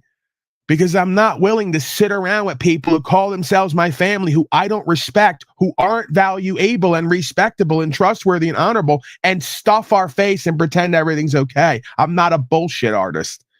I'm not a liar to myself and others, truly at my core, right? I'm not a go along to get alonger. I'd rather be alone than with fools and deviants for company at a certain point in my life. Very early on, actually. And it had to translate over to the streets, right? But it started at home, and then I had to realize more about self-respect, self-worth, self-value, principles, right? And not keeping yourself around people, places, and things that don't nurture you and aren't sort of in alignment with what's true and correct and necessary. Quite the opposite. They're draining you of that. They're misdirecting you off that. They're labeling you for being that way. Gaslighting, right? So that's a great name. And it harkens back to how many times my non-family, who is not willing to get in alignment with what's true and correct on any level, from getting cancer to going to get chemo, from taking vaccines, from listening to the state, from telling me I'm the enemy when they come to take their guns with paperwork and they don't stand. Over and over, I have dozens and dozens of examples. I'm not just fucking crying and whining and playing the victim. I'm saying this is who these people are. And they have the nerve to say to me, Paulie, you ruined Thanksgiving, you ruined Christmas. Well, now guess what? Now you had nothing to do with me because I'm gone. And like always, when you're gone and out of sight and out of mind and focusing on yourself and moving on, I'm sure they're all like wishing and wondering and hoping and waiting for us to reconcile. It's probably never going to happen. I want little to nothing to do with yous. Blood is not thicker than water. I got a whole bunch of other people who are willing to do what's true and what's right and be accountable and responsible, right? And just live in true love and care and not gaslight themselves and me and everyone else about a reality that doesn't exist or a reality that does exist. See, sorry. Sorry you guys choose to be Babylonian deviants, cowards and liars, liars and cowards, because they go together. Only a coward lies because you're afraid of the truth. See? So yeah, Paulie Boy ruins so many holidays because he's tired of looking and listening at dunces try to tell him what's true and what's right when it's empirically obvious to the contrary. A little more woke, I swear. I'm getting nauseous. I don't know. I don't know. Overtly denied those rights. So I always carry that awareness. I might have to go. Ruin Thanksgiving. I vomited on the table again. I didn't see it coming. Damn, what a crybaby. That's most likely you. I'm passionately presenting here. This is my co-creation. Go fuck yourself. How about that? That's you crying in my chat about my performance and presentment and broadcast, which some folks find inspiring and entertaining. If that's not you, then you can leave. Let me help you out. In depth. No shortage of losers who project here. The breadth and this depth is me of crying. Undereducation, miseducation. I didn't see the breadth and depth of fellow American citizens who would put their basic values to the side to support a man. It just came in again today with nothing but hard dick for everybody. Just rape this whole platform, and I'm ready to leave and go eat because I built up an appetite. And you're telling me I'm crying. I'm verbally mounting everyone and anything as always, which is what they love here. That's why I'm the white gorilla. I've owned it. I've owned the position. This is not me crying. I have cried here before though, but this is not it. They believed I'm was raping actually your looking ears. out for them. I'm So raping my you and question your is this: family's ear canals. As we go forward, we understand. Think big, start small. Everything from here on out has to be incredibly small. We're in the algorithm now. We just broke in. I can tell because the numbers are a little bit up, and we got tards filling the chat. Shut up, Tommy Brown Nose. Are you sucking your own dick, bro? No, I got plenty of guys like you to suck it for me. Why would I have to do that? Don't be silly. Don't be silly. I got a list of pathetic slaves who come here every day. Will suck my dick because they got nothing better to do than not actualize and realize. That's you. Oh, what a silly little cretin. Come on, where's the rest of them? What the? Make mountings great again. Yes. Entertaining. Yes. See? DJ Tierist. I don't care what you think of me and feel about me. Are you not entertained? This is infotainment too. You're entertained and informed if you let it be. If not, I'll settle for one or the other or both or neither. You can just watch, wait, and hate. Suck this dick metaphorically from the cheap seats.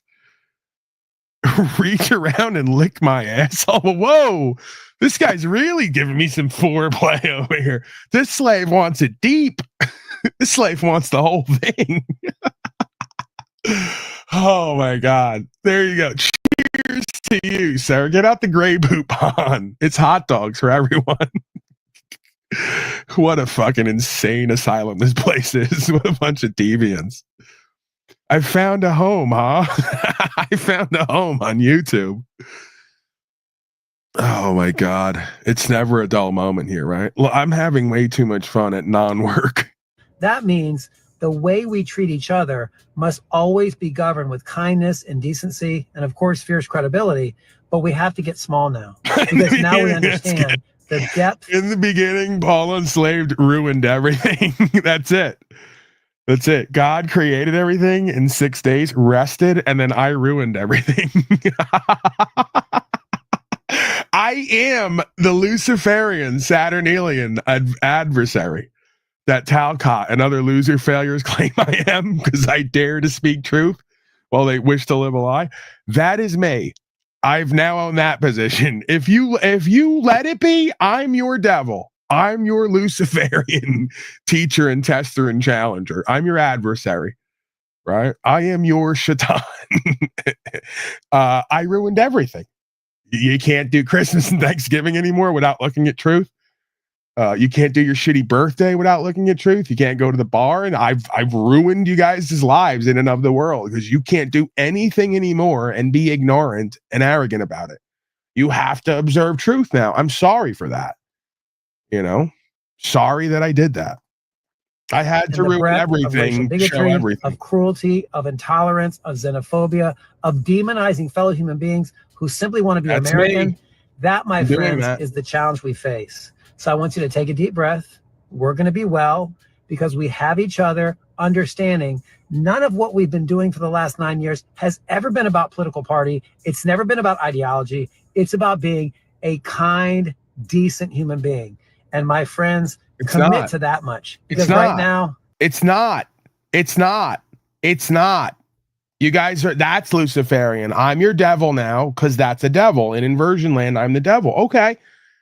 This life and being successful is not about being nice and kind and polite. Polite, the root word is poli, like politics, polite, politics, not polite, politics. You don't see that? Am I making sense here? I know they say I'm doing word salad. Politics relies on you being nice, kind, and polite and going along to get along so you can get fucked all day, every day. So oddly enough, like the cliche goes, nice people finish last because they're not real, because they're not authentic and actualized and realized. So they fail. I'm not telling you can't be successful and also integrate the idea of care and some level of kindness and just polite ethic. What do you think? I run around the supermarket screaming and yelling and cursing at people? I'm rather polite and ethical. I mind my business. I hold doors for old ladies. I say please and thank you. You know, I get my shit and I move on. You know, that has nothing to do with just focus on as the ultimate virtue, nice, kind, and polite while you're being delusional and living in denial and disempowerment. That's not a virtue, but they keep saying it is, and while avoiding the masculine aspects of reality. That's toxic feminine, Luciferian, Babylonian, Jezebel, harlot nonsense. And it's coming from a man wearing a fucking wig who looks like a freak. You're not living in reality. That's my first clue. Hello. My first clue you're not living in reality is you look like David Hasselhoff now. Isn't he dead? Post-mortem or pre-mortem, ready to die. You look like David Hasselhoff in a wig. It's ridiculous. You're not living in the same reality as the rest of us. Nobody wants to fuck you. And because no one wants to fuck you, you're going to cope. I'm nice, kind, and polite, but no one wants to fuck me because I'm bizarre, twisted, delusional, and not living in reality. Hello. The craziest part is I'm speaking for me now. I don't want to fuck you, but there'll be a list of people on Tinder who will somehow, some way. That's what I've learned. This is the person who'll try to match with me on Tinder. I'll get no other matches because no one's interested in rights, freedom, principles, spiritual faith, or being co-creative, testing and challenging in faith and being successful. They don't want that. They want this. Nice, kind, and polite David Hasselhoff in a wig and a ridiculous Victorian outfit. What the hell is happening? That's all we can control. You guys be well. Have a beautiful start to your Thursday. And what should migrant communities be doing to prepare for what's coming? I know. It's hard. We are in a very hard moment. It's very sad too, because I think in the information environment that we're in, there's a lot of people, first of all, that like genuinely don't believe that this is, I think the Trump campaign ran on this narrative that I'm not matching with them. They match with me. No, slow state. You're confused. At one point on Tinder, I decided to do an experiment. That's what I'm leaving out. You're actually right here. Once in a while, the sun shines on a dog's ass every once in a while. Slow state's right, because he's asking the operative question. Why was I matching with this person on Tinder? Because there was a point I did a simulation because I couldn't get any matches. I just hit match on everyone. Didn't even look. I just would hit match on everyone just to see what the universe would bring. That was my way of saying, I'm going to leave it open to the will of God. It shows how much God's interested in my dating life. Or that's what's meant for me. This guy is meant for me. Obese trannies who apparently, while they're leftists, have some fetish for what they think is a Republican, who's not, by the way. Right? So I praise God, right? He just yelled at Talcottian, praise God. That's the thing. I go, I'm not even going to judge these people or objectify. I'm not even going to read their profile. I'm just going to hit the button and just see what God has meant for me as far as the algo, as far as the matching, like the chemistry. And turns out it was this person. I don't know what to make of that. I mean, again, I never saw myself as like highly attractive at all, like quite the opposite. But then I like started to go, okay, I'm somewhat sexy and attractive in my own way. And I'm a logical, reasonable, sensible, powerful, entertaining person. I'm doing fairly well at this point in my life, all things considered, but there's nothing, just this guy. Not even that. No, that's AOC. She's fairly physically attractive to a degree, I guess, compared to that guy, Mr. Hasselhoff. Right? That they were just talking about quote unquote criminals that are being deported. What a lot of people I don't think has sunk in is that the administration believes that anybody who is here undocumented has committed a criminal act. And so they are talking about everybody, naming Stephen Miller as his deputy policy chief. These are very real signals that they fully intend on pursuing as broad and aggressive a deportation campaign as possible. I think that there are certainly immediate steps that people at home can be taking. It's really important that the people around you and that you have a team, whether it's someone at your church, whether it's a family person, that they have your information, that there is a plan in case you are apprehended. I come from a district that was very heavily affected by ICE raids during the last Trump presidency. It is important to have, even just from a triage, like first aid situation, if your child is documented, if your child is a citizen, having a plan for your child, having your documents and everything, what you do have prepared and ready. And also, all right, I think I'm done. I think I'm done with this nonsense. Let's go Fleischer. We got a back-to-back Fleischer gavel gaze. My favorite pimper and macker, effeminate pimper and macker, some might say. And I'm gonna get the hell out of here. 2 hours is the new schedule for the time being. Let's see if I can stick to it.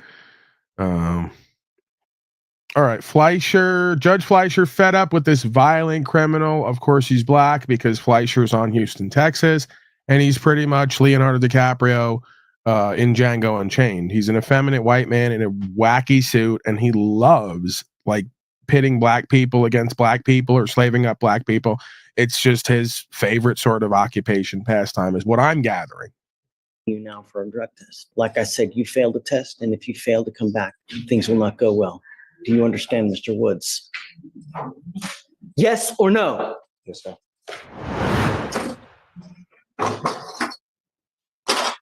Gavel gaze.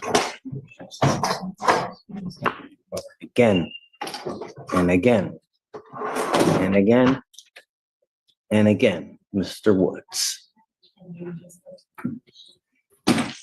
8/14/23, assault of a family member. 6/9/24, violation of protective order, assault bodily injury. Another assault bodily injury.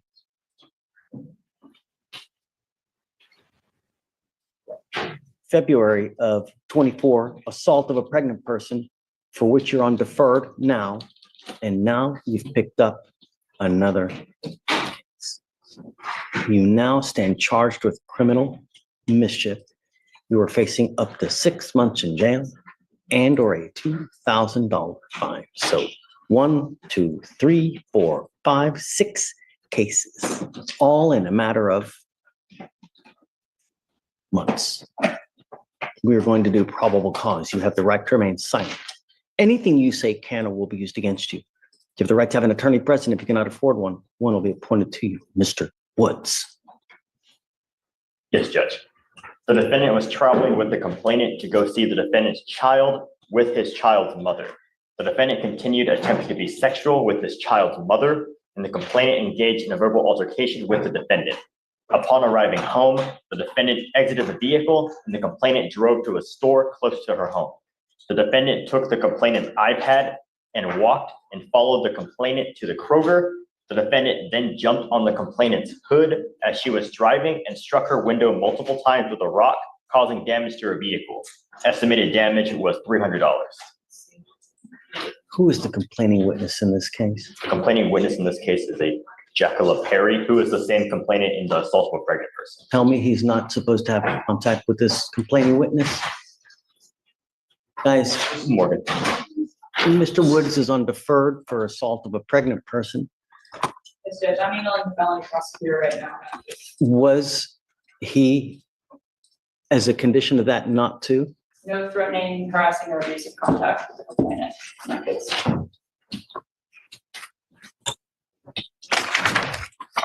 Mr. Woods, I'm going to find that there's probable cause to go forward with your case. I'm now sending you for a drug test. I want to know what, if anything, is in the system. Up. If you fail to go take the test, if you fail to come back, I'm going to revoke your bond, and I'm going to make it so high. On one ankle, I'm going to put a GPS monitor. Still asking, Fleischer, man. I know you watch this broadcast. I choose to believe that. If you don't, I'm choosing to believe that. Someone get this to Fleischer. He's always using the so high, and then he doesn't know what to say. I'm going to put your bond so high. Last time he goes, I'm going to put your bond so high, your teeth are going to fall out. Fleischer, nosebleed. That's what happens when you go up high. You get a nosebleed. Just use that. I'm going to put your bond so high, you're going to get a fucking nosebleed. I also gave you the other one. So high, Anna Nicole Smith's ghost is going to have to read it to you. That's a good line, Fleischer. You can do whatever you want, apparently. You're wearing ridiculously effeminate gay suits at court. Ridiculously effeminate. It's just completely uncalled for. There's no black outfit, no nothing. I'm more of a technical judge here with a black shirt every day than you are. It's absurd. I'm an honorable judge on slavery. I don't show up with polka dot outfits and shit. What is that? Yeah, seriously, just get it together, Fleischer. So high, Amy Winehouse's mama's spirit is gonna have to read it to you. Something like that. You're always he's not that bright, this Fleischer guy. These guys they all think they're bright. It's not that bright. It's not even on the fly at this point. It's the third time he's used the phrase and doesn't know what to say. Because I'm ordering you not to have contact with this person, and you've shown repeatedly that you're incapable of following bond conditions. And I'm going to put a 1,000-foot radius that's made for that men. You're not to have any contact with this person. You're not to have any weapons. You're not to consume alcohol or illegal drugs. and I'm going to test you repeatedly so I know that you're not using Right. They gave the same thing to me when I left the court. They always give you that. They go, could you sign here? Like last time at Vegas, she goes, you didn't sign the paper. And on the paper, it says, I understand. And then also, I'm going to refrain from using reefer and carrying guns. And I go, are you insane? I go, it's 3/4 of who I am. What? That's absolutely. I go, you just basically said you don't want me to exist anymore. I go, 3/4 of who I am as a person is carrying guns and using reefer, what you consider to be drugs that are now legal and have always been lawful. What's happening? This is America, lady. Do you know where you are right now? Like I said, you failed the test, and if you fail to come back, things will not go well. Do you understand, Mr. Woods? Yes or no? Yes, sir. Take a seat for me. I'm not happy with you. You have a monitor on your ankle. It's been dead. Is it still dead now? I keep my charger with me. I keep it with me wherever I go. But my ankle monitor is messed up. They said it's not functioning. So sometimes. Felicia, tell me what's going on with Mr. McCollum now. So I believe on the 2nd, we lost focus until the 5th. And then it came back on, and then on the 8th, his last court date, it went off again for about 6 hours. I reached out to get the specific times, but I haven't heard back yet on that. But it was off for a confirmed 6 hours, and we have received signal since then back. Yeah. And we send messages out to tell them to report 49 to have the device inspected as well. And if they have any issues with that, they're instructed very clearly to let us know.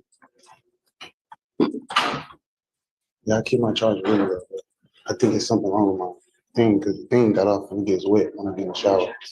You keep your charger on you, but you don't use the charger because it has gone dead over and over. And I don't care if you come here with a baby to try to save your ass from going into custody. I'm not trying to save him. I'm the only one that could watch him right now. What's going to happen if you go to jail? Baby's coming with me. These are things that you think about when you're in the free world and when you have bond conditions. Fleischer brings home a Negro baby. Break the bond conditions to his wife, what happens whoever. to you? I got me a little Negro baby from court today. I arrested the father. No one else could watch it. They can see my signal, and they give me. You repeatedly have the device that goes out. I'm going to do this. I'm going to do that. I'm going to call this people. But you are, though. The device has gone dead. What's going to happen if you get arrested today, Mr. Angelina Jolie? Now is 6 full hours of over Negro here. baby. She can't take What am another I one. supposed to do? I was unaware of it being dead. I put it on the She's charger. telling me they reached out to you. Oh, they do. Every time they call me, I put it on the charger. They call me. They do call me and I put it on the charger. Why do they have to call you to even? Yeah, can I just ask an obvious question here that I don't think's been asked yet? We've asked every other question. Why is Jack Talcott not adopting Negro babies and raising them? He has nothing else to do. It's a hell of a marketing promotional sort of tool, I guess, indirectly. I'm not saying to do it for that. I'm saying you got 5 bedrooms and 4 bathrooms. By my calculations, that's like 4 bedrooms and 3 bathrooms more than you need. That's perfect for like 10 Negro babies that have nowhere to be and nowhere to go. That's going to get you catapulted to people going, Jack Talcott's an actual life coach. He's an actually good human being. He adopted 10 Negro babies to move them in to care for them at the Spokane Ranch. You can even call it Spokane Negro Baby Ranch. Like IMS, I think, had something like that at some point. For children of nappy-headed hoes. They would go to the Negro Baby Ranch to be saved. Why are you not doing this? Because you know why? You don't care. I don't have any extra room in here. I already have a black dog that isn't mine that I'm taking care of here. I don't have room for Negro babies and black children. I love black children. They're precious. I actually prefer black children as children. Once they grow up, that's another story, all right? I'm not saying that they're violent and they steal. Fleischer would say that. I'm not saying that. That's Fleischer's statistics in the court statistics. Charleston White would also say that. I'm not saying that. Black babies, cutest babies ever. And it's a shame. We have so many that need a home, and there's so many other folks who've been blessed to have so many extra rooms and bathrooms while some of us don't have a home, and they won't take in the black babies. And it's because they hate America, is what I'm guessing. They hate God, they hate America, and they want to just say that they're into love and ending wars and shit. Tell you to put it It's on disgusting, the charger, Mr. McCall. right? It's despicable. Sometimes I'm at school. A lot of times a day I can't charge it at school. My charger is not close to my barber station. So why can't you charge it at night when you're at home with the baby? I do. Sometimes it acts as if it's charging, but it's not charging. So it's not that I'm not trying not to charge. I do try to charge it every day. Judge, I would ask if the court would instruct him to go 549 Sanders Sound today, just for them to check the device, and if there is something wrong, for them to put it. I'm putting him in jail. I don't know what you're going to do with this kid, man. I haven't done anything wrong. You have done something wrong. You've repeatedly done something wrong. But my ankle monitor, like I didn't know. Put the Negro baby down, sir. You're under arrest. I don't know what we're going to do with this kid, man. How does the monitor let him know that it's dead? So we send messages, and then I also see a few times we send siren alerts to the device as well. And then I have multiple dates of text messages informing the client to charge the battery. And they call me, and I answer the phone, and I charge it. I charge it every time they call me. I'm not making no excuse. This is what I do. I go to school every day. The reality is, you tell me something, but the machine tells me something different, Mr. McCollum. That's the reality. If we could get, can we get it inspected and get it checked out, please? Because I know it's not. That is what you're supposed to do at the first instance that there is a problem. I did call them, and it's on record. You calling has nothing. It doesn't do anything. You have to actually go down to the place and have it serviced if it's malfunctioning. But you don't. He's got to get this thing serviced now. I called them. They told me he's got to get the oil changed on the scram device. At first, when I was at school one time, I said, "What's wrong with it?" I've never been on ankle monitor before, so I said, "What's wrong with it?" I called them. They said, every time I try to get the scram service, they try to push an air filter on me when I don't need it. I went How to is a this? place next door to my school, and I tried to charge, and they said they still not getting signal from me. They still weren't getting signal. So if we can get it changed or get it looked at least,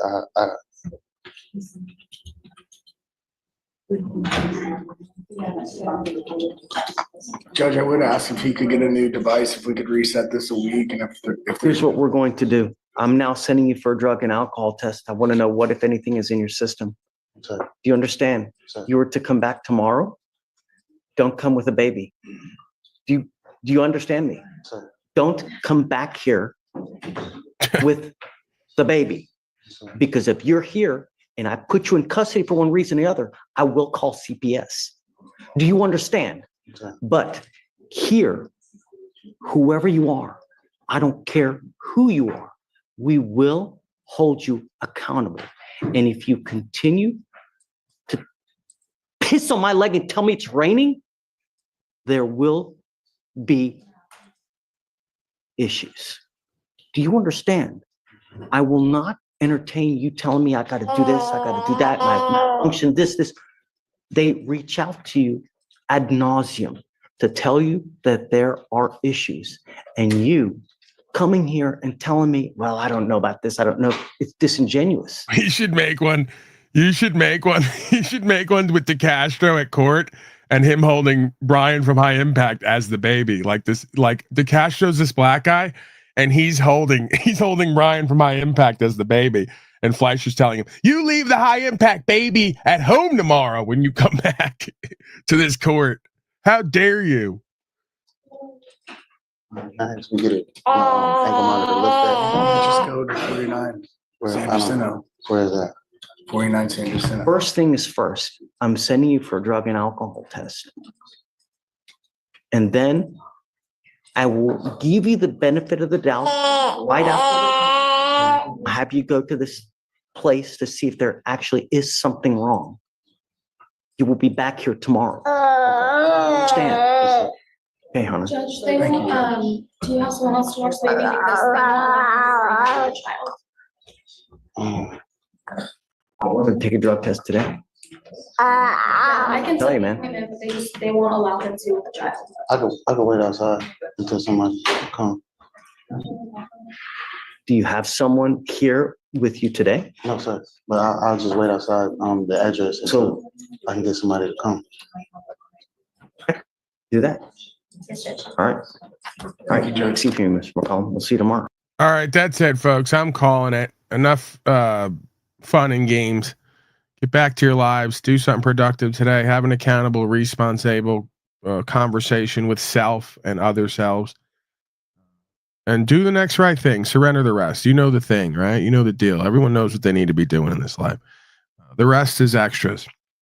Back tomorrow, somewhere between 12 and 5 MDT. I will now go and feast on Italian delights because I fucking deserve it. I am your modest and humble God of all media.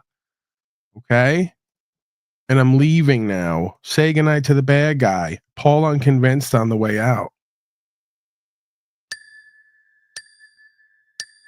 Hey, who the fuck you think you're talking to, huh? Who the fuck you think I am? Fucking dumb boy? Brother. Do you want to go to war? Come on. Do you want to go to war? We'll take you to war. Okay? God damn it. This is an arduous task. Damn it. You need discipline and will. There's nothing fucking guaranteed. That's called being a man in life. Where else in life do you get fucking guarantees exactly? Can you find something in life being a fucking man that you get a guarantee over and isn't worth doing because it's difficult, testing, challenging, and requires something of a motherfucker to get it done? Where are we at here? Seriously, what fucking realm am I in? Bunch of inauthentic corporate beta males who want to just say shit that makes no sense and avoid the inherent hierarchical power and value systems, meaning and purpose and principles written into the cosmos and the fabric of reality. One with self in conscience. Would you please stop? We're done. I'm done with you. If I can see you and know you, the damn universe and whatever runs it can see you and know you, and it's doling out as we speak. I'm saying you got to bang it out sometime. I'm saying you got to go to a box sometime.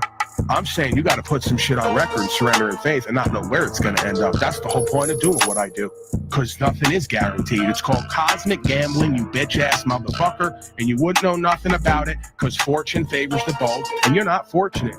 You're an unfortunate slave. I can tell by looking at you. That's why we're in slavery and genocide, because weak fucking bitch ass males create hard times. Go ask the Hopis who prophesied that. Don't argue with me. They're supposed to hate. If they ain't hating, right, then we ain't doing what's true and what's right. How many motherfuckers you think we're hating on the Christed being in scripture for walking around like he had a pair? For telling everybody and their mother and brother, you better hate your own father and mother if necessary to ride with this my God safe space. They forget how Please that being was respect walking it. around telling This us, is my you're a safe sadist fucking space. infidel slime, and so are they. And you better come out of her, my people, or we're all going into judgment. You folks still haven't figured out the only reason I got to this point is because I abolished my ego and aligned with universal law completely. What you perceive as ego is your ego and narcissism you're projecting onto me. I've killed off my false sense of lower self to unite with a higher sense of self to do what needs to be done for all of us. That's the absence of ego, not the abundance of it. Projecting fuck slaves. The egotistical, narcissistic ones are the ones who haven't done what I've done yet and continue to not do it because their fear runs their life. They're not faithful in truth. They're afraid of the damn truth, and they run the opposite direction into the arms of their captors, right? Or into a purgatorial state of delusion. Either way, same outcome, unactualized, unrealized, spiritually dead, back to the recycling pit for you. See if we can get it in the next slide.